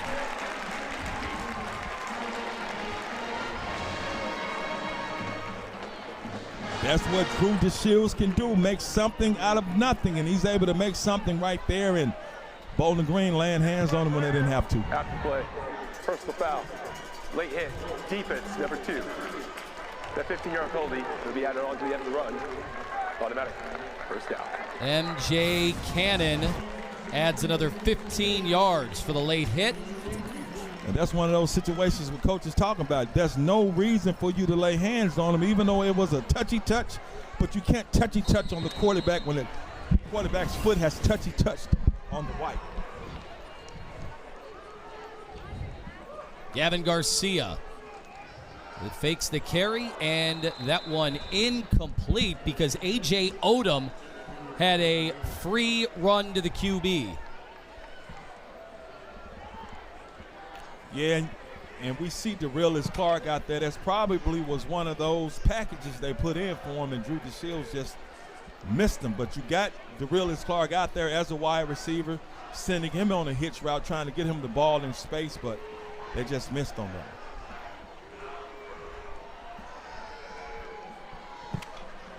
Wolford sprints across. Play action.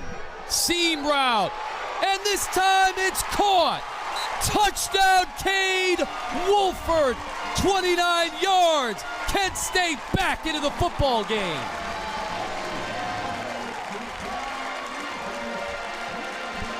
And that is what Cade Wolford can do. You see him in the slot. He just runs a post, and Drew DeShields put perfect air on the ball, and Cade Wolford is able to run right underneath that, had his man beat.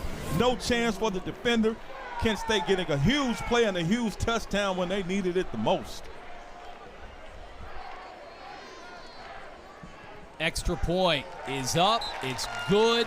Lead down to 11. Golden flashes here at home, showing some signs of life. And Drew DeShields, he did it on the ground and does it in the air. Let's see what Bowling Green has for an answer right after this.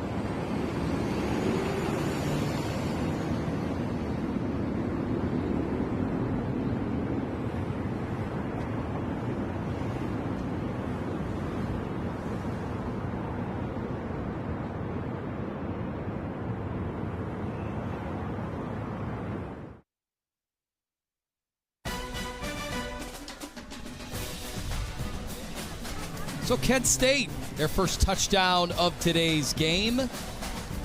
That lead now cut to 11. Bowling Green will get it next. How about so far today for Drew DeShields?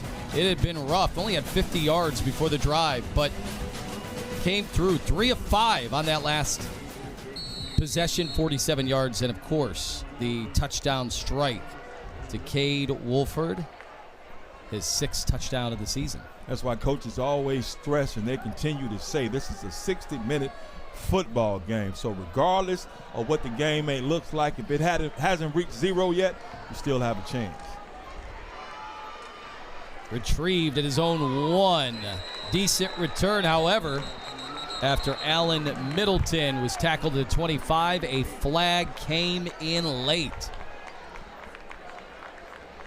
We've seen so many individual tussles in this football game, and we just saw another one right there. So it's a good word. It's exactly what it was. During the return, holding 18 of the return team. After this is the goal. First out.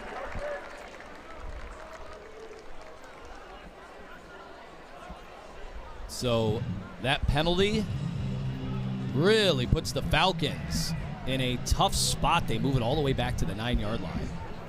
Yeah, Coach George talked about just having mental acumen, and we've seen Baron May. He's had pretty much physical acumen today, but Coach George says he wanted his team to play cleaner and not make as many mental mistakes, and we've seen some huge mental mistakes in this game so far.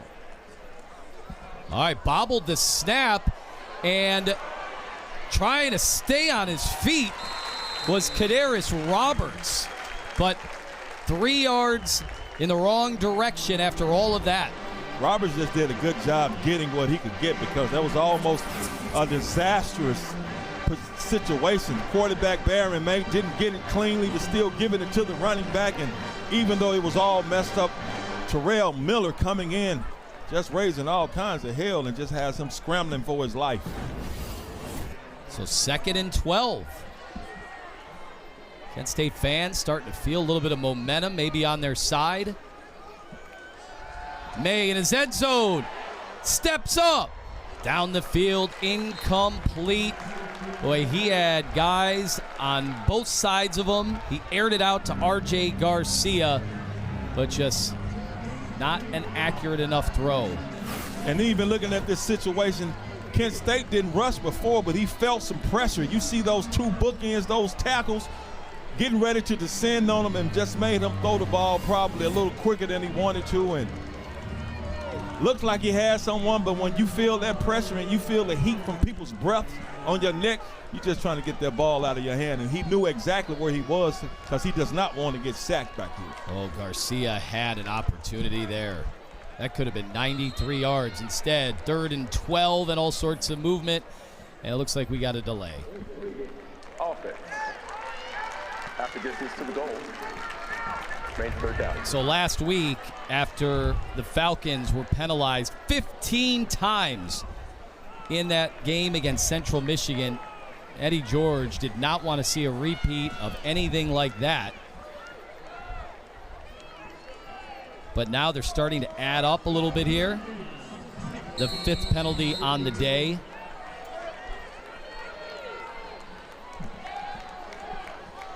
So 3rd and 16. How aggressive are they here? Not very. May will get a few of those penalty yardage back, but it's a stop. And now finally the Golden Flashes defense can get off the field. And I love what Cherokee Valeria, the Kent State defensive coordinator, came out. He said, look, they have 3rd and forever. So what I'm going to do, I'm just going to rush for them. I'm going to have cover to I'm not going to let you all get behind them. So he tells his defenders to keep everything in front of you. So not only are they able to do that, you have a coverage situation where you have a lot great coverage in the back end, forces the quarterback to keep it and get stopped. And there's movement once again. And, of course, both sides pointing in opposite directions. It's 4th and 11. Offside, 83, defense with contact. 5-yard holding, 4th down. That's a little more breathing room, at least, on this punt attempt from John Henderson. who was second team All Mid-American Conference just a year ago.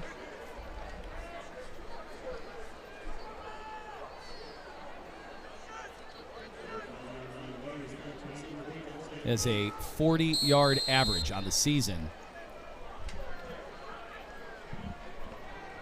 Wayne Harris back at Kent State's 45, waiting for this one. And it's short. Bounces straight up in the air, and terrific field position for Kent State. And this is all part of the recipe. We talked about how they get back into this football game. And part of it is Drew DeShields, and now he'll have a great opportunity. And when you have a quarterback like Drew DeShields who knows how to ad-lib, who knows how to keep plays alive, regardless of how well or unwell he's playing, it can help your ball club, and that's exactly what Drew DeShields has been doing today. He's continued to stay focused in the ball game, capped off by that beautiful ball to Cade Wolford from the slot on the post, 2-1 posing, and now Drew DeShields is posed up again and poised to hopefully put some more points on the board. And after just a 32-yard punt, look at this field position. Already past midfield at the 45. Handoff. Cutting. There's a burst. And it's going to be a touchdown for Gavin Garcia.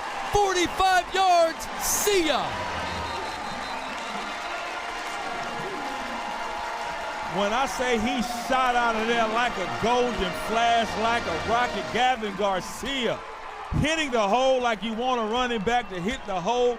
I want you to determine to get there. He's able to get there, get through it, then show some speed, and Gavin Garcia, GG, takes off. There's no penalty yardage.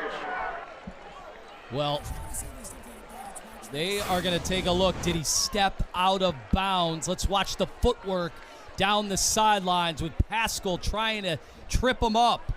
The ruling on the field of a touchdown is under review. All right, from this view, I don't think there'd be enough to overturn the call. I can't say definitively whether or not he touched the white, but let's check it out again. And remember, it's contingent on the views. Maybe get a better look here.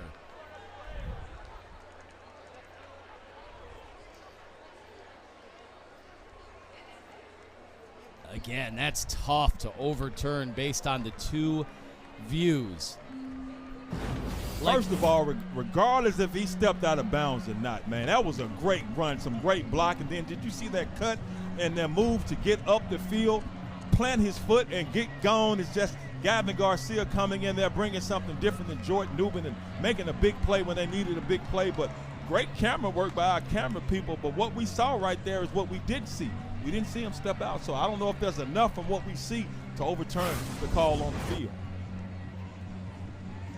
All right, if you were to ask me if I think he stepped out, that could elicit a different answer than whether I think they have to overturn this.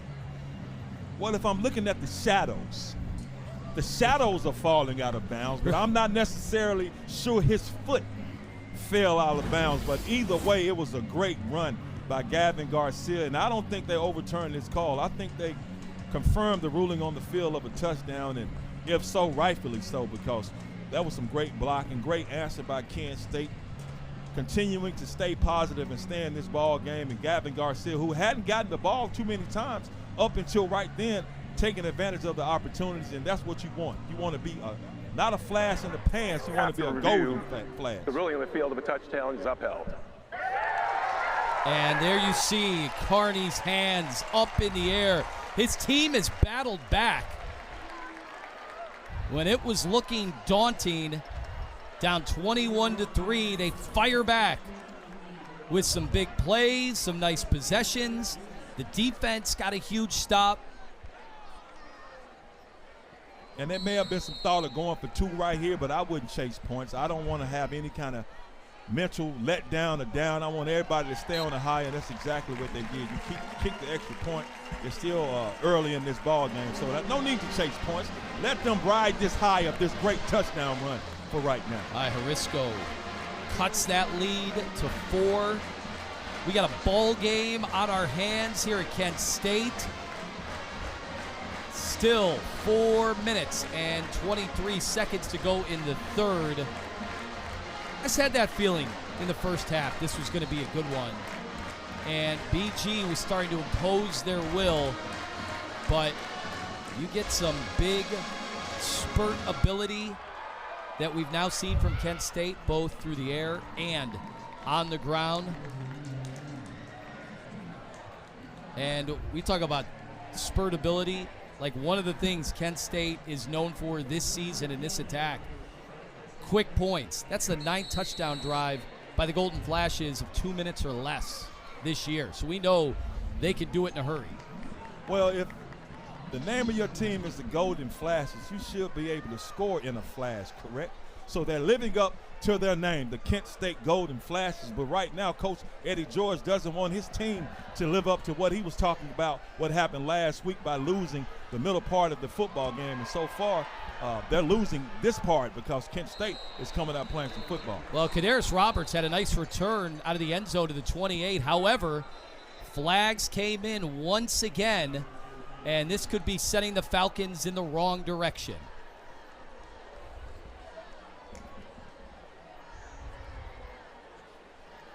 Yeah, you have to stay focused, man. I mean, we can't say that enough, but the mental part of football is a lot more important than the physical During part. the return, personal foul, illegal blindside block, number 44 of the return team. Ability to enforce half the distance to the goal from the spot of the foul. First down. A.J. Odom, who has had a few big plays in this game, but that costs him big time. 15 yards on the penalty for the second straight possession. Bowling Green way backed up. And you see Eddie George taking his hat off, rubbing his head, smiling a little bit. We don't know if he's smiling like, oh my gosh, we're still committing these penalties, or I can't believe you called a penalty on that. So either or, I don't know what he's thinking, but we do know where Bowling Green is pushed back once again deep in their own territory. This is all new territory for their starting quarterback, Baron May. Inside handoff, but that faucet got shut off in a hurry defensively as there's a nice play up front.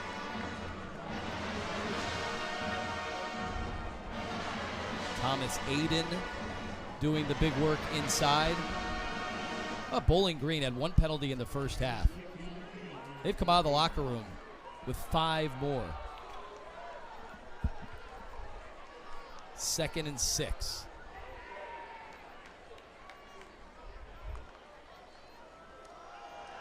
Dendy, right side. He's got blocking, and he's out to the 30. So that gets him out of the hole, where they've been able to call his number today with a lot of success. And that's just great vision and a great run by Dendy. You get some good blocking on the outside, but he sees the hole, plants that right leg, and gets up the field just like this with the quickness, a huge burst and a huge positive play, which Bowling Green needs right now because they're kind of back on their heels. They've been taking a couple of shots from Kent State, so now we're going to see if they can eat these punches and answer back. Got Wynn Sharp split out on the near side. Dendy, the carry, dragging defenders. Another 8 yards on first down. And Bowling Green coming out with that 21 personnel. You got the 2 running backs and a tight end, but you actually have a tight end back in the H-back position, which I'm going to call him a fullback because they want to power off. And you look at Dendy's numbers, man, 17 carries, 85 yards, a touchdown. But look at that 5 yards every time he touches the rock. And that is what you call great running back stats, 5 yards per carry. I mean, he wasn't even on the depth chart on our list at the start of the week. They were confident to get him those opportunities. That ball is deflected and batted down in the secondary. They were going for R.J. Garcia. And you see Rawlinson with some great coverage right there, and he letting R.J. Garcia the second know that no, Rawlinson with some great coverage. You see him trying to go to R.J. Garcia on a quick slant, and Rawlinson just wasn't having any of it. Kent State subbing in some of their beef on that line. So 3rd and 2. We're at 2:19 to go here in the third. The keeper, And they got that pile pushed, and he emerges.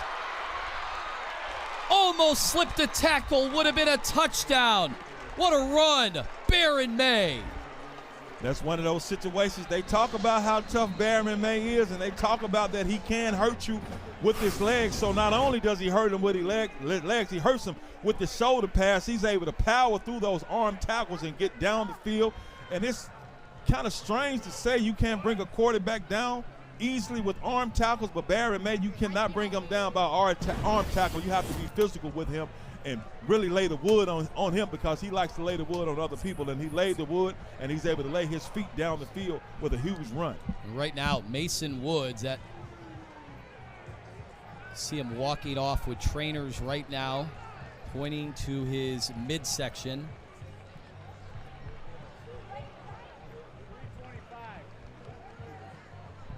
And that is somebody that Kent State can ill afford to lose. His presence has been felt throughout today's contest. Boy, what a big third down pickup for Baron May. They've called his number a few times in big moments. But the thing about it, Baron May is not the only. Every person that gets that ball, that runs that rock from Bowling Green, they keep their legs moving. You can tell they are coached on them. They practice that, because everybody that's been chosen that appeal, whether it's Dendy, whether it's McMillan, or whether it's Baron May, they keep churning. They don't go down easily, and it's paid dividends for them.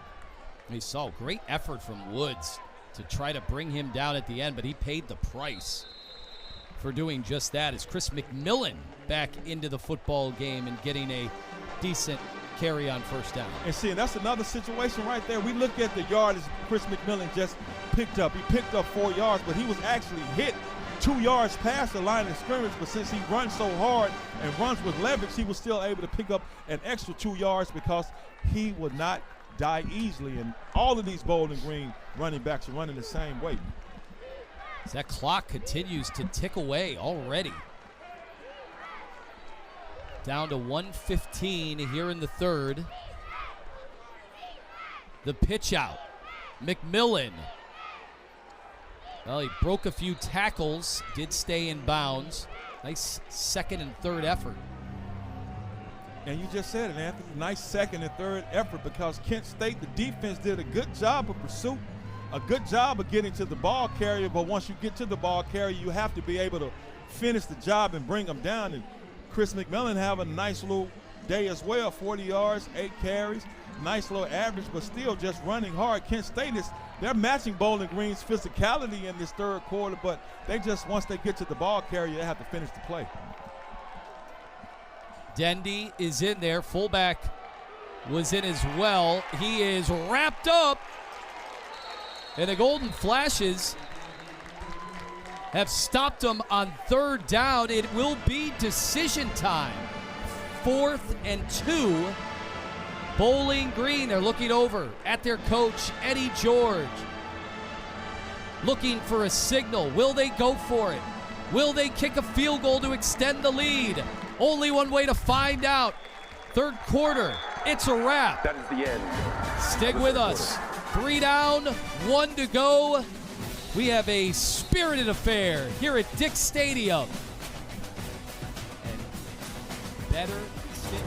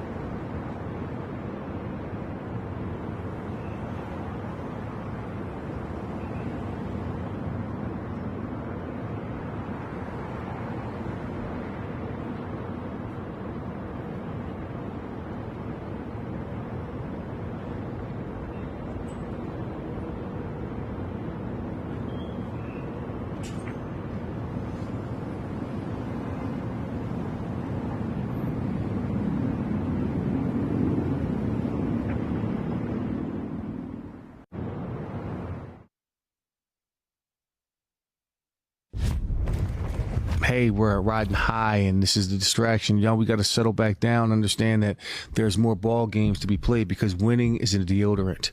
It covers up the stink of what's really going on. And there was a lot there that we had to grow and learn from, from starting off fast to playing disciplined football to taking advantage of the opportunities that are given to you. There was a lot of opportunities that we left on the football field that can go unchecked if you don't check it.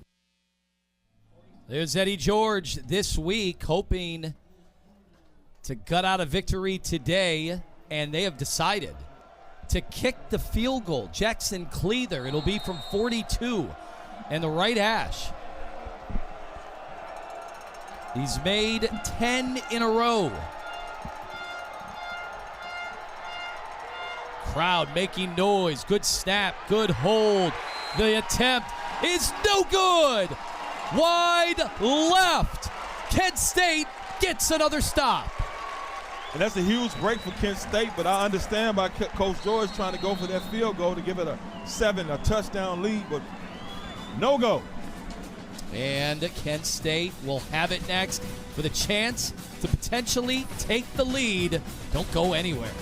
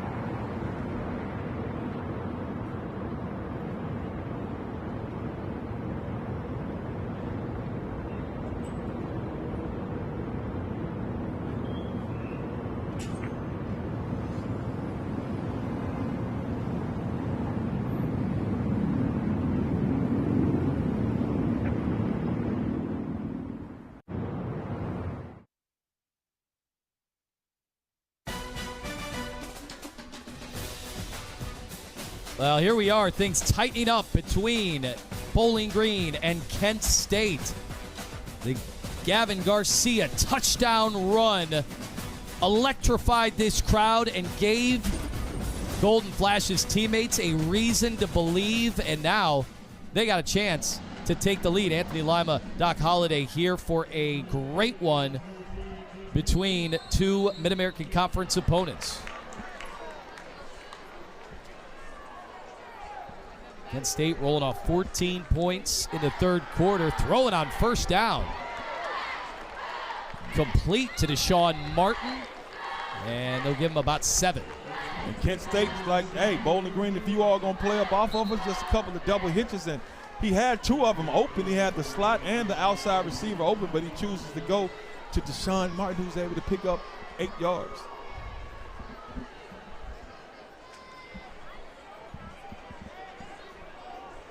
So Garcia is in. They're all bunched up to the right side.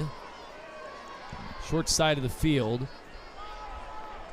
Taking their time. Still 5 on the play clock. High snap. DeShields. Quick throw to the wrong side, but Martin made the adjustment and got the first down.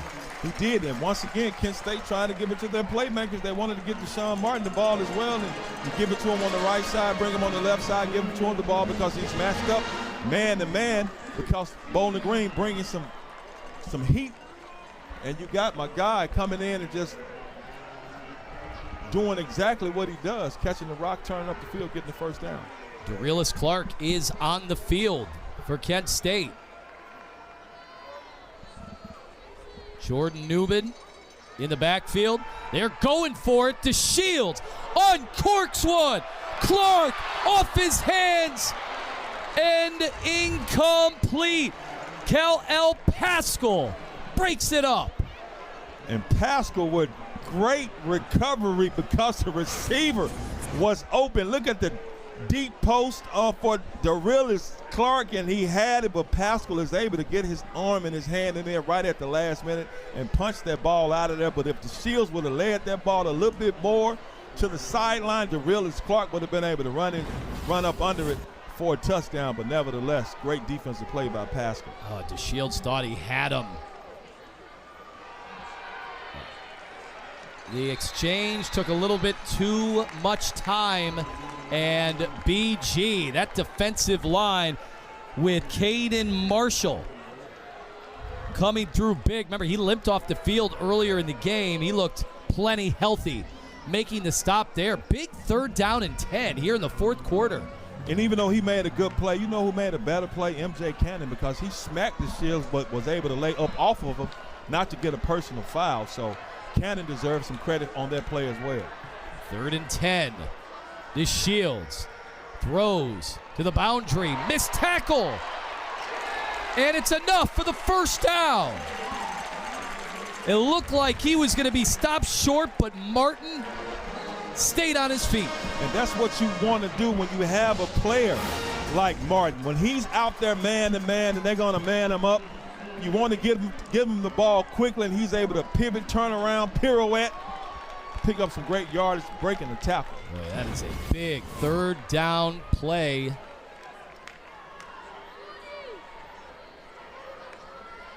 Now close to midfield, and Kent State 3 receivers to the left. Quick throw, and that time wrapped up immediately. Paschal is making plays in the secondary. Paschal read that right now. He saw what was happening. He saw that quick hits coming, and he didn't waste any time. But if I was Paschal, I would also keep in the back of my mind, or if I was Kent State offensive coordinator Clay Patterson, I said, I see how you bite, so I wouldn't be surprised if you get a hitch and go, because it can definitely be open because Paschal being extremely aggressive. Look at Hunter Hopperton. They listed at 6'2", 250 in motion. And that one dead on arrival. Evan Branch Haynes. Bridge Haynes blowing up that play, absolutely winning his block right away and getting to the ball carrier, and he has no chance. And just look at him, and almost like that's what you want. You want to engage the offensive lineman, and when you see the ball carrier, you want to throw the offensive lineman out the way, and that's exactly what he did. Just a grown man play. Ardell Banks enters the game for Kent State. They need 8. 3rd down. Here comes the blitz. DeShields is dropped. And he did it again. Evan Branch Haynes ends this drive. Big dog coming with 2 big plays in a row. He said, okay, I can stop the run, but I can also rush the passer and bring Drew DeShields down. And Branch Haynes moving extremely well for a big dog with big feet, coming in, making big plays, and he with a big walk back to the sideline because Bowling Green coming up with a big stop. And that's the first sack of the game for Bowling Green. Brennan Ridley standing back at his 20-yard line. 10:30 to go here in the 4th. And this one will drop at the 30. And now takes a Kent State bounce. They'll down it at the 22-yard line. So BG gets the stop. They have a big possession. Coming up next, you're watching Mid-American Conference Football on ESPN.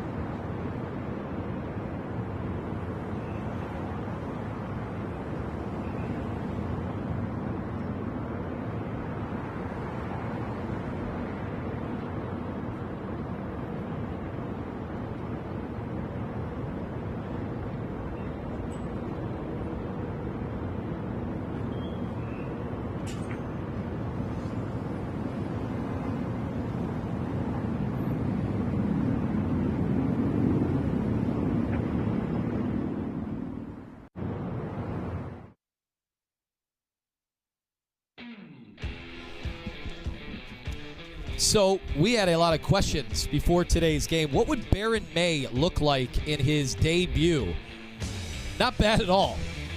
Well, he said, you know what, Anthony and Doc, I know y'all have some interrogatives for me, but how about I do some exclamations and come out here and tote that rock like he did right here. Great fake, gets around the end because everybody is looking at Dendy running that rock, and Baron May is able to keep it, able to get it in the end zone with his legs, and he's also been throwing that ball extremely well today. Yes, he's got 149 total yards, had the 28-yard run that was massive. And so now, that punt ended up being decent enough. Bowling Green will start at their own 23-yard line. And we expect to see a lot of this, running the football.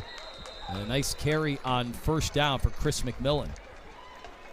In Bowling Green, not surprised if they will go back to the running game right now, because that has been how they've been buttering their bread so far. They got away from it a couple of series, but right now you're trying to keep control of this football game because Kent State has a momentum going, so now they're trying to impose that will and that physicality like they had going earlier, trying to do it again and take some more football out of the Golden Flashes. So they got 7 on first down. A quick strike out to the far side. It's complete to the tight end, Jiren Johnson. Right at the sticks. It's enough to move him along. 9:30 and ticking. And I really like what Jiren Johnson has shown and given us today, man, because we could talk about him catching balls and getting yards out the catch, but he's played a complete football game because we've seen him do some great blocks on several plays today, aside from him catching the football. And the Falcons content to take their time. Comes a run blitz. They had him dead to rights behind the line of scrimmage. Staying on his feet, McMillan survived. That's what we talked about. Kent State has been doing a good job of getting to the ball carrier but not being able to finish. But you have to give Bowling Green, these ball carriers, a lot of credit. Great hit, but you can't wrap up. You don't wrap up. And Chris McMillan not dying easy at all. That's Terrell Miller coming in here. He read it perfectly, got there, but not able to make the tackle. And you miss out on McMillan, and McMillan misses out on everything and break a tackle and able to pick up 5-6 yards. 2nd and 6. They'll throw. And ball is on the ground. Near disaster for Bowling Green. May was flushed out. He lost the football. Fortunate enough, his teammates took care of him. And that's just great play by Kent State. You see Baron May trying to pump fake, but they're able to get that ball back, and that's Jiren Johnson hustling a little bit, but Antoine Campbell Jr. making plays, and Bowling Green able to survive something that would have been disastrous. They had 3 fumbles in this game, 2 from Kent State, 1 from Bowling Green, 3rd and 17. And that play blown dead, fortunately, for the Falcons. They got a timeout Bowling Green, off. they're first. Maybe 30 seconds in length. Please set the clock to 7:34. 7 minutes, 34 seconds. That turns out to be a very fortuitous timeout call from Eddie George there on the Bowling Green sidelines. That play was another disaster. And so what do you call when you got 3rd and 17 and 7:34 to go from Eddie George? And what a joy it was to catch up with him this week. This is a guy who could be doing anything. I mean, he's been on Broadway, right? Owns companies. He's somebody who has an incredible career, the Heisman Trophy, and here he is coaching football back in the Buckeye State. Well, you know what? You can do a lot of things, but when you love something and he loves football, this is what you want to come back to, and he wants to be just as great as a coach as he was as a football player. They elect to go with the ground game and trying to stay on his feet, but Baron May goes down, and Kent State gets their stop. But it's another one of those situations because when Bowling Green started this drive, I said they're going to go to the running game. They had a couple of successful runs, but then you have the Bowling Green offensive coordinator, Travis Partridge, want to dial up a pass. That almost turned into a disaster. So now they're behind the sticks, third and long, and now they're in a punting situation and another punt that goes off the side of his foot. Boy, we've seen a few of those from the punters today. John Henderson, not his best effort there, and with 6:49 to go, Kent State here at home. We talked about an energy with both of these programs. They'll try to find that energy down the stretch with a chance to take the lead.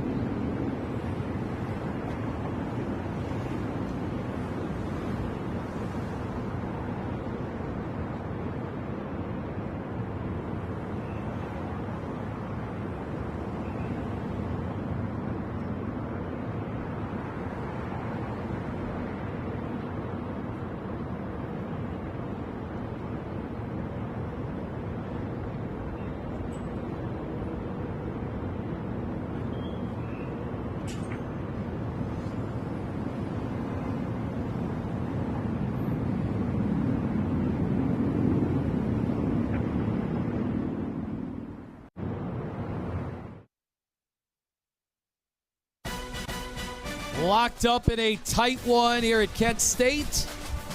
But the Golden Flashes about to take possession of the football right now around the Mid-American Conference. How about Buffalo at 3-0 in the conference trying to stay undefeated? They got 10 points the hard way. Safety, a touchdown, 2-point conversion. Miami, they will host Western Michigan in Oxford. Ohio University with a nice early start to their game, but right here, all eyes on this matchup. Gavin Garcia driven to the ground.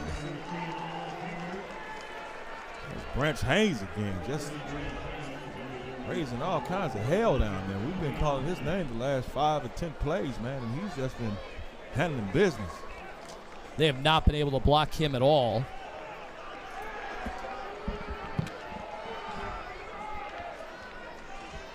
A guy like that can mess with your entire playbook. Yeah, man. He's the branch at the defense department for Bowling Green. It's pretty tough. DeShields trying to avoid the rush. He'll take off and run.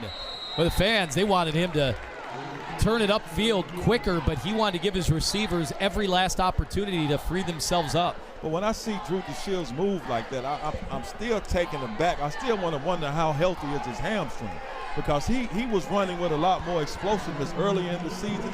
So he's healthy enough to go out there and play, but I just kind of question if he's 100% healthy, because he had a lot of green turf. He could have picked up a lot of yardage, but trying to allow his receivers time to get open. All right, they need 3. Bunch up the formation. Out of the gun. Newman. Well, he runs into a brick wall just shy of the first down. And here we go. We talk about big plays, big decisions. Clock is ticking, 5:20. Kent State's offense refusing to depart the field. No decision to be made, man. You go for it. What's the score? It's 21-17. I'm at the crib. It's 4th and 1, maybe 4th and a couple of inches. No, y'all, we ain't coming off the field, coach. Carney elects to go. The Shields barking the orders. Handoff. Newbin is met. Did he get it with forward progress? He did. That's the only play to make. Look at me. Don't look at the game right now. It's 4th and 1. We at the house. It's 21-17. I'm Kent State with the Golden Flashes. I have a big boy running back, number 27, Jordan Newbin. Part to Jordan River, man. Look at him run hard. That's attitude. That's showing confidence in your offensive line and your running back. So that's a huge first down gift for Kent State. How about the hit? The collision with MJ Cannon.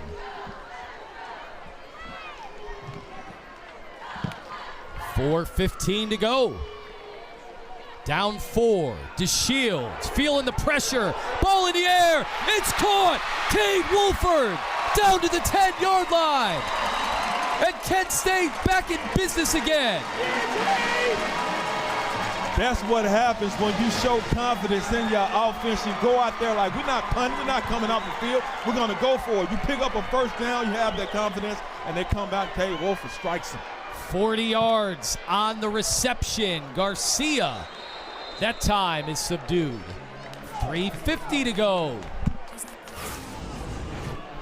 And look at this, and Drew DeShields knew where he wanted to go right off the bat. You got Cade Wolford. No one accounts for him. Wheel route and wide open. Just a huge play for Kent State and a huge possession right now. Just yards away from going up in this football game for the first time. DeShields, 3:21. Clark, the throw in the end zone. The trick play pays off. Touchdown, Kent State. DeRealist to Harris, who redeems himself after the costly drop earlier today. And what did we say before this game? DeRealist Clark makes people say, damn. And right there, he made Bowling Green say, damn. You have Jacob Harris, who missed a touchdown earlier, making go forward right there. The trick play to DeRealist Clark. We've seen him throw a pass earlier this season, throws another one, but this time it's for a touchdown. Extra point from Will Harisco is good. A 3-point edge. They are having fun at Dick Stadium here at Kent State. They called it the playbook when DeRealist Clark is on the field. And now you know why. Look at him, man. You bring him around on the rocket sweep. Now everybody in their right mind thinking, you got DeRealist, he's going to make a DeRealist play. And Jacob Harris, great ability to stop where he is and get that ball. Great throw by DeRealist. Not the best, but he's not a quarterback. Got the job done. Got the job done. That's all you wanted him to do was get it there, man. It was a great call by Kent State. Great touchdown. And now they got their first lead of the game, man, and all momentum is on them. How about 21 unanswered points for the Golden Flashes? They are feeling themselves right now. This game was getting away from them. Bowling Green was smashing them in the mouth. Then they got some stops, took advantage of some Bowling Green mistakes and penalties. And folks, don't adjust your eyes. Kent State with a lead as that ball sails into the end zone. 3:15 to go. So much time. Kent State, they have their 3 timeouts. Bowling Green has 2 plus the 2-minute timeout. Eddie George, Heisman Trophy winner 30 years ago, 1995, and he would love to see a Heisman effort out of his offense and his quarterback right now. Baron May, what a moment to come in your first start. And right now, if you were to ask Eddie George about the Heisman Trophy, he couldn't care less about it because he's all about right now, and right now he wants his Bowling Green offense to answer. Squirts through. Nice opening play of the drive. That time from Austin Dendy. He's having himself a terrific game. And that's the thing about it right now. They don't have to rush. They don't have to be too anxious. They still can do their playbook, which means run the rock because they have a couple of timeouts. You still have plenty of time left, and you're just down a field goal. So if push comes to shove, you don't get a touchdown. You still can get it in pretty good position and field position to try for a field goal. Dendy was rocked, stayed on his feet, but he's going to go down. And Bowling Green going backwards at the wrong time. Right about that. He was able to absorb a huge lick, and that Kent State defense, we talked about matching the physicality. Not only have they matched Bowling Green's physicality in the second half, they've exceeded their physicality, and you can tell by the score and the way things are going right now. 3rd and 4. They get it off before the 2-minute timeout. Caught! Allen Middleton in the open, and he's crossed midfield. Huge 3rd down conversion. And that brings us to our 2-minute timeout. Officially 1:58 on the clock. Kent State 24, Bowling Green 21. But the Falcons are on the move in hostile territory.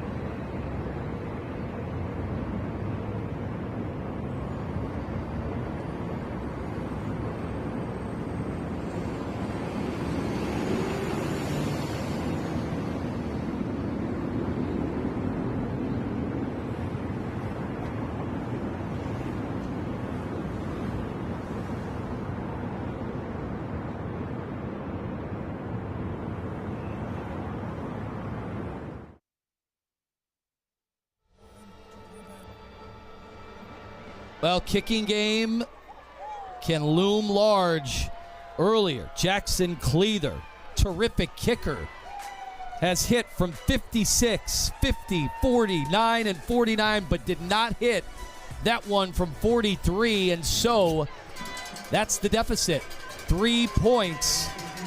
Again, career long is 56.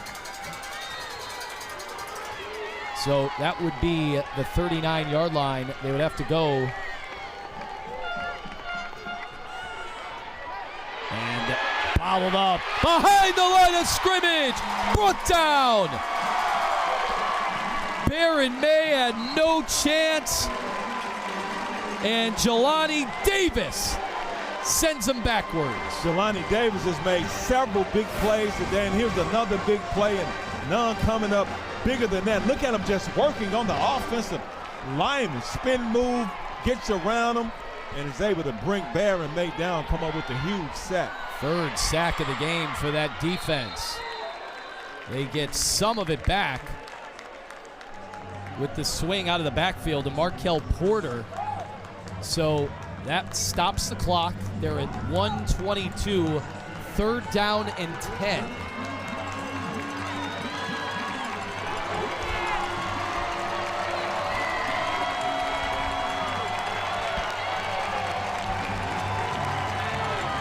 All right, here we go. Fans on their feet. Out of the gun, May. Has 4 targets lined up. Kent State bringing the blitz. Ball in the air. Adjustment. Did he make the grab? Finn Hogan thought he had it. Ruled out of bounds. And you got to give it up to Kent State defensive coordinator Cherokee Valeria. Coach Key bringing the pressure, and you see another back shoulder throw. But Terrell Miller, great coverage, great defensive coverage, and Bowling Green with the incompletion for Kent State. Coach Key bringing pressure on Baron May, and it pays off. So now we have a huge 4th down play right. This may be the ball game. 4th and 10. Buck 17 to go. May all day to throw. Goes short. And he is tackled right by the marker. Kent State says they've stopped them, and they have.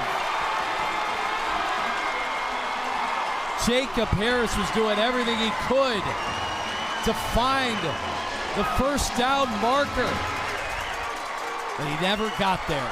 What a stop. And that's just great defense by Kent State. They know it's 3rd and long, so they don't want to give up anything behind them. You're going to give up the underneath pass. That's exactly what it did, and you have to give it to that Kent State Golden Flash defense by flashing to Jacob Harris and denying him from getting that 1st down. You see Baron May, there may be the inexperience of him for doing that check down, but you got to understand that's an open man he saw, and he was hoping that Jacob Harris was able to break some tackles to pick up the 1st down, but that Kent State defense just too fast, too aggressive. Problem for Bowling Green, only 2 more timeouts. 1st down run, they'll use one of them there. Remember, the Golden Flashes had a 21-game losing streak.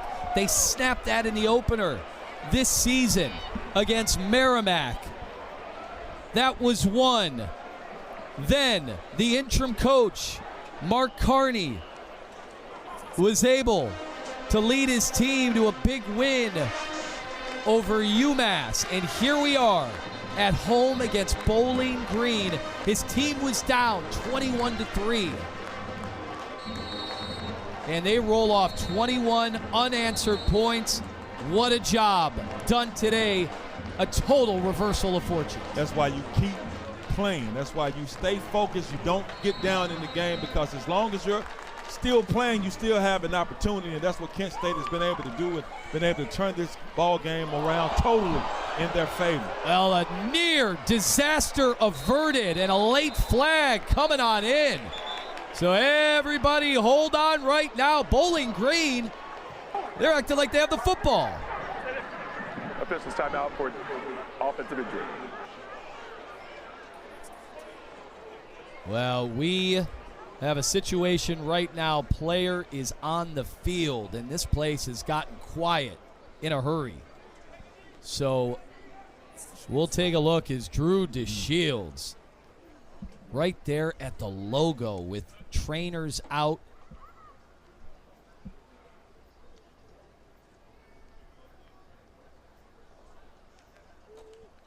And you could hear a pin drop here. Let's take a look at the play as the snap was high. He gathered it. And then you see helmets converging. He goes down. You hate to see his head snap the way it did, man. So concerned faces, as you can imagine. Just a football play, and hopefully he's okay. But to see his neck snap back like that, he snapped to the side, is a serious situation. So it's just been one of those games that has had people on the edge of their seat throughout.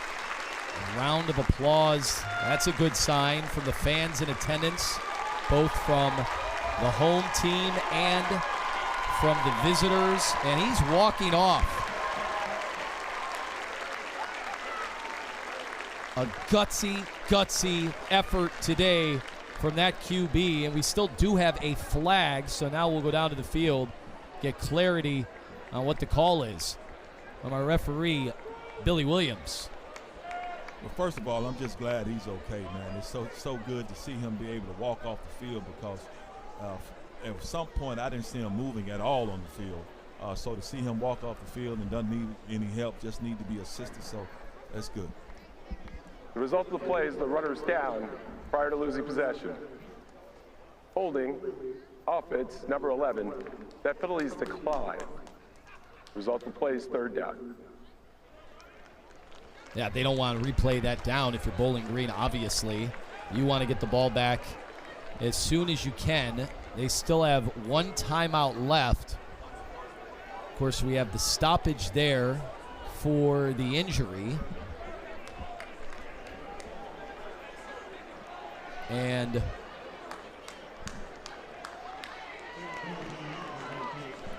let's see here what Kent State decides to do with it. So Devin Cargman, who has gotten some starts under his belt this year, he'll go out of the gun, hand it off, and they were swarming immediately. There's a timeout, 52 seconds left. So what looked like a chance for Kent State to salt this game away now turns into a special teams play and an opportunity for the Falcons to get another possession here today. Unbelievable how quickly that happened. It is. It's just the ebbs and flows of this football game. It looks like the door was shut on Bowling Green just a couple of seconds ago, but now they're about to get the ball back with another great opportunity to go down, and they don't need a touchdown. They can just get a field goal to tie this ball game up. So Barron May with a great opportunity to take control of this game and possibly this quarterback position. Kent State has had 4 punts blocked so far this season. They avoid number 5. Punter went down in a flag, and Ridley is tackled way back at the 15. Now, it was 4th and 13, and we'll go down and await the call because there was contact. There wasn't a ton of contact, but there was enough to get the flag. Looks like a running into the kicker, not a personal foul, but still, you got to be careful in this situation. I understand you're going after the block punt because Kent State has been prone to allow some block punts, but running into the kicker. Return team number 18. That penalty decline was a play first down. Yeah, you wondered if because that ball is all the way back at the 20, would you take the time again to see if you can get another block? They've seen 4 of them on film, but they say, no, we need our offense to get the football, and we need to go. And you need to hold on to them seconds, man. They don't put them seconds back on the clock just because you have a penalty. So Bowling Green not really ready to relinquish any more time. Just hurry up, get the ball to the offense as much time as we can give them, see if they can go down the field and make something happen. So what's the MO if you're Kent State and you're the defense right now in this situation? Out routes, quick out routes, try to dink and dunk as much as you can. Hopefully, because you got to get the ball at least to the 39-yard line. I think that's the field goal kicker, the longest of his career. So right now, some out routes, catch the ball real quick and get out of bounds and stop the clock. Here comes the pressure. Sending bodies. That ball batted down. Baron May a little shaken up. Kent State dialed it up. And Kent State not giving them an opportunity to do anything. Like, I know you want to get the ball out your hand quickly, but we're going to bring pressure. They bring some pressure, and it's Jelani Davis again, 9-5, with another big play and another big hit from a big dog. Boy, both quarterbacks in this game are going to be awfully sore. 39 seconds. Here they come again. And this one was whistled dead, or it would have been a big-time play.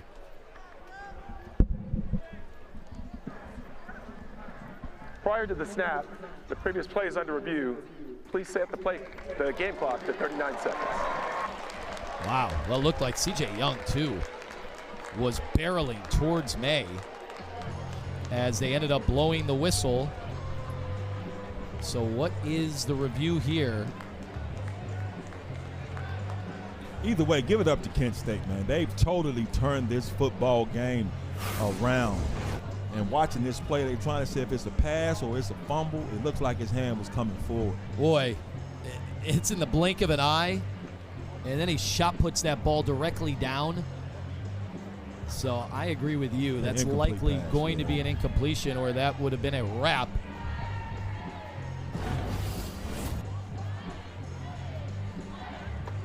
Because there was a clear recovery on the play. That's why the officials want to make sure, and makes sense, right? You're in the final moments of a big game between two conference foes. It's been back and forth. Absolutely want to get this one 100% right. The ruling the field of the incomplete forward pass is upheld. It's second down. Okay. But Kent State not trying. They leaving it all on the field. They're bringing pressure. They said, Baron, man, if you're going to win this game, we're going to make you earn it. And they're trying to make him earn it, and they're making them earn it because they're getting to him, and when they get to him, they're laying some helmet on him.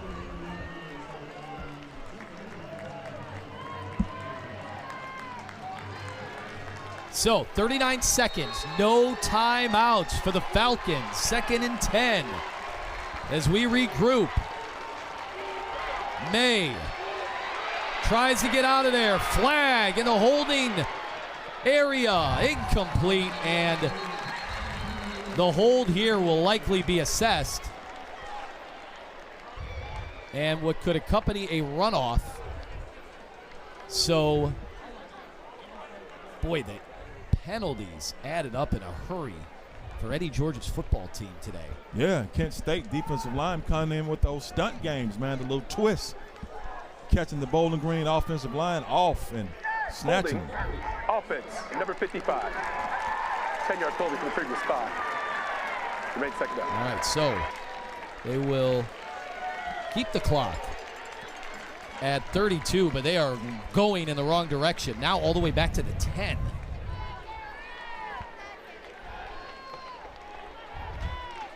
And Kent State knows that Bowling Green doesn't have an offense, a prolific passing attack, a prolific passing quarterback.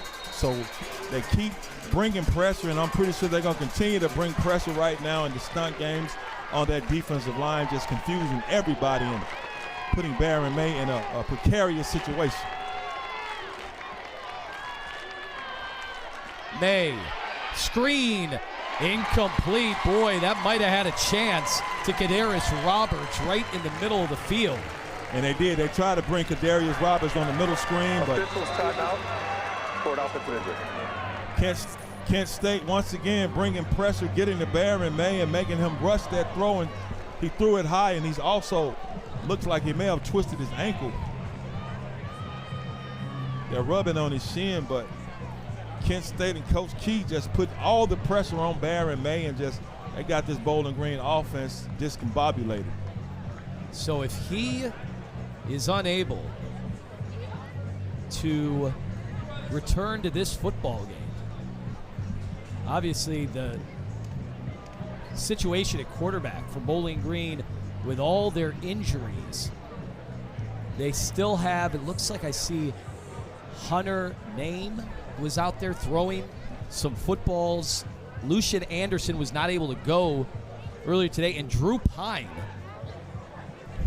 the veteran who had stints at Mizzou, Arizona State, Notre Dame, we were told there was a chance he could go. They were playing it close to the vest all week. And now, as you see, the cart is coming out.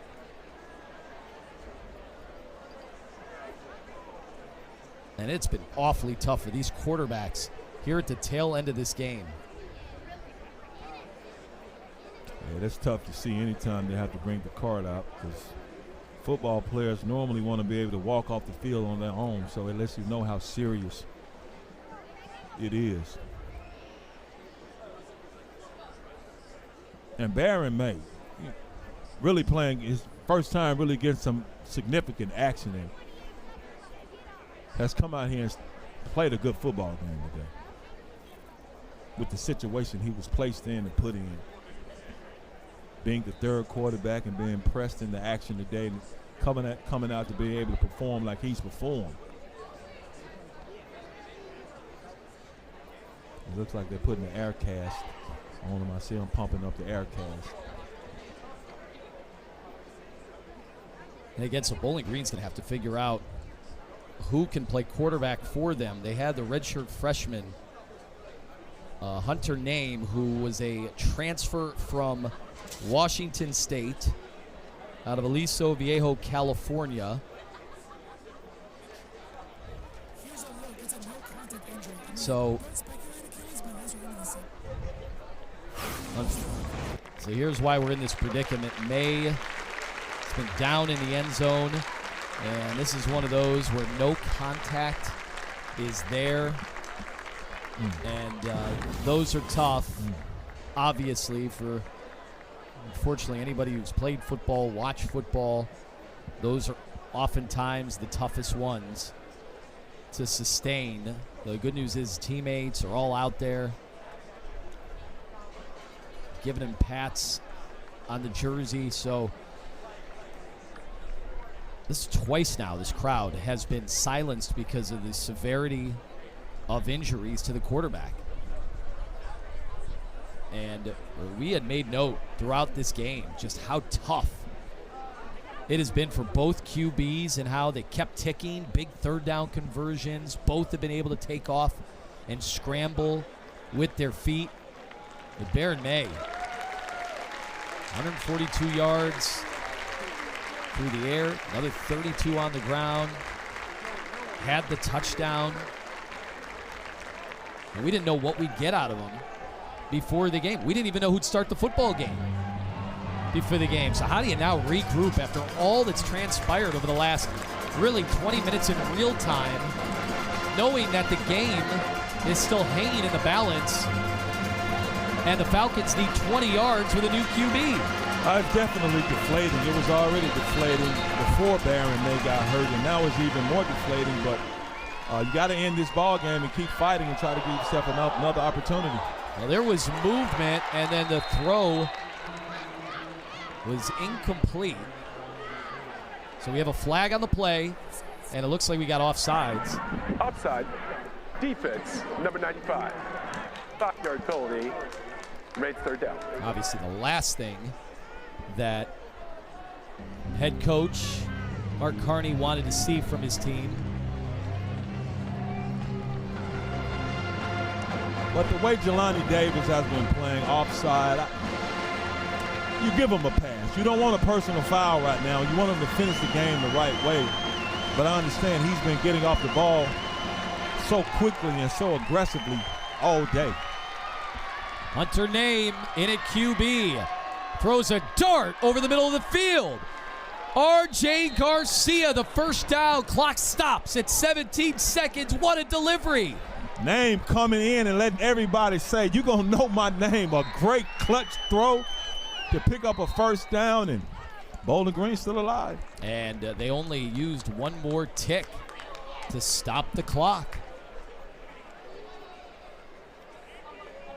Boy, everybody in this building thought this one was chalked up as a dub, but they're going to need a few more defensive plays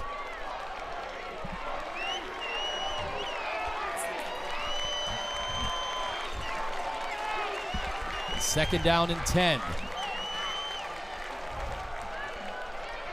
The throw to the near side, incomplete to R.J. Garcia.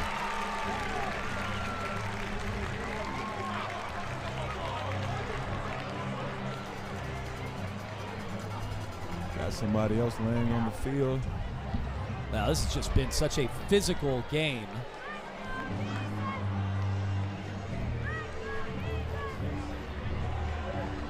Just want to make sure to pronounce the young man's name correctly, Najum. Najum.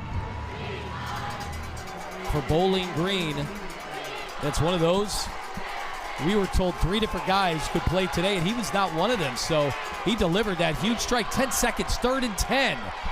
Another bullet over to Finn Hogan to the 45. That clock continuing to tick. And they are running out of time. 3 is what I see right now on the clock. A little bit of confusion.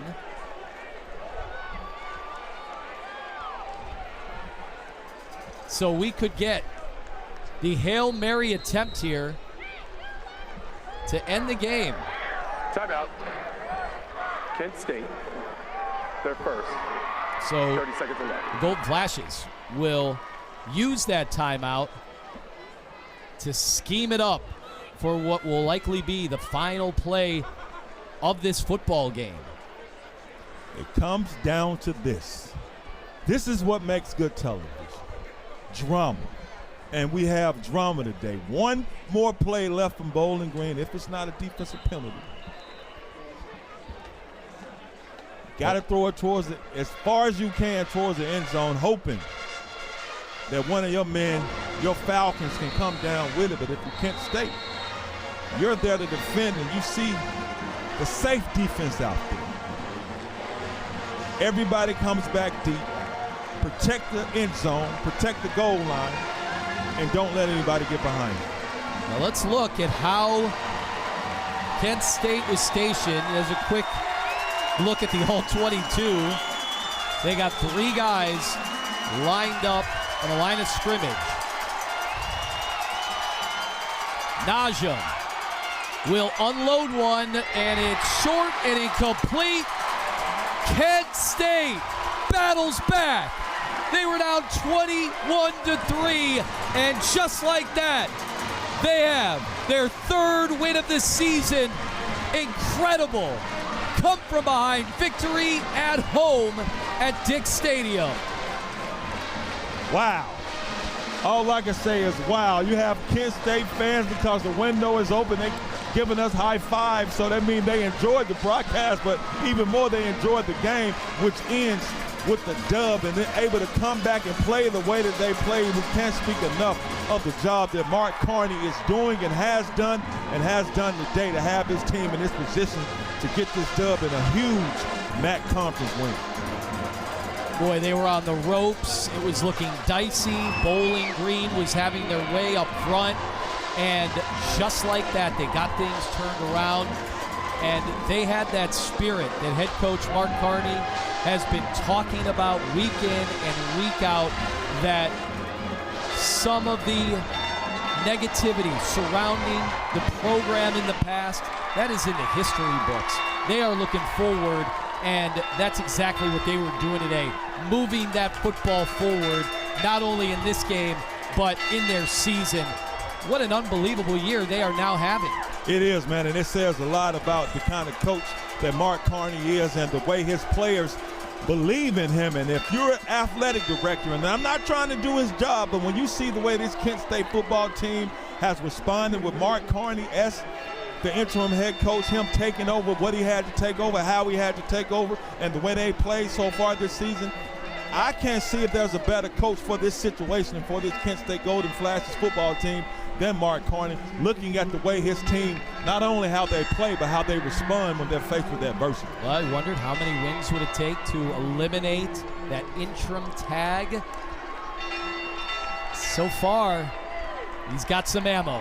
He does have some ammo. He has a great resume builder right now. All right, terrific game today. This one could have gone either way, and in the end, Kent State holds off BG 24-21 for Doc Holliday. Terrific job up here in the booth. I'm Anthony Lima saying so long from Kent State. The final score is 24-21. Don't forget all games airing on the ESPN networks, streaming live and archived on the ESPN app. This has been a presentation of ESPN. So long, everybody.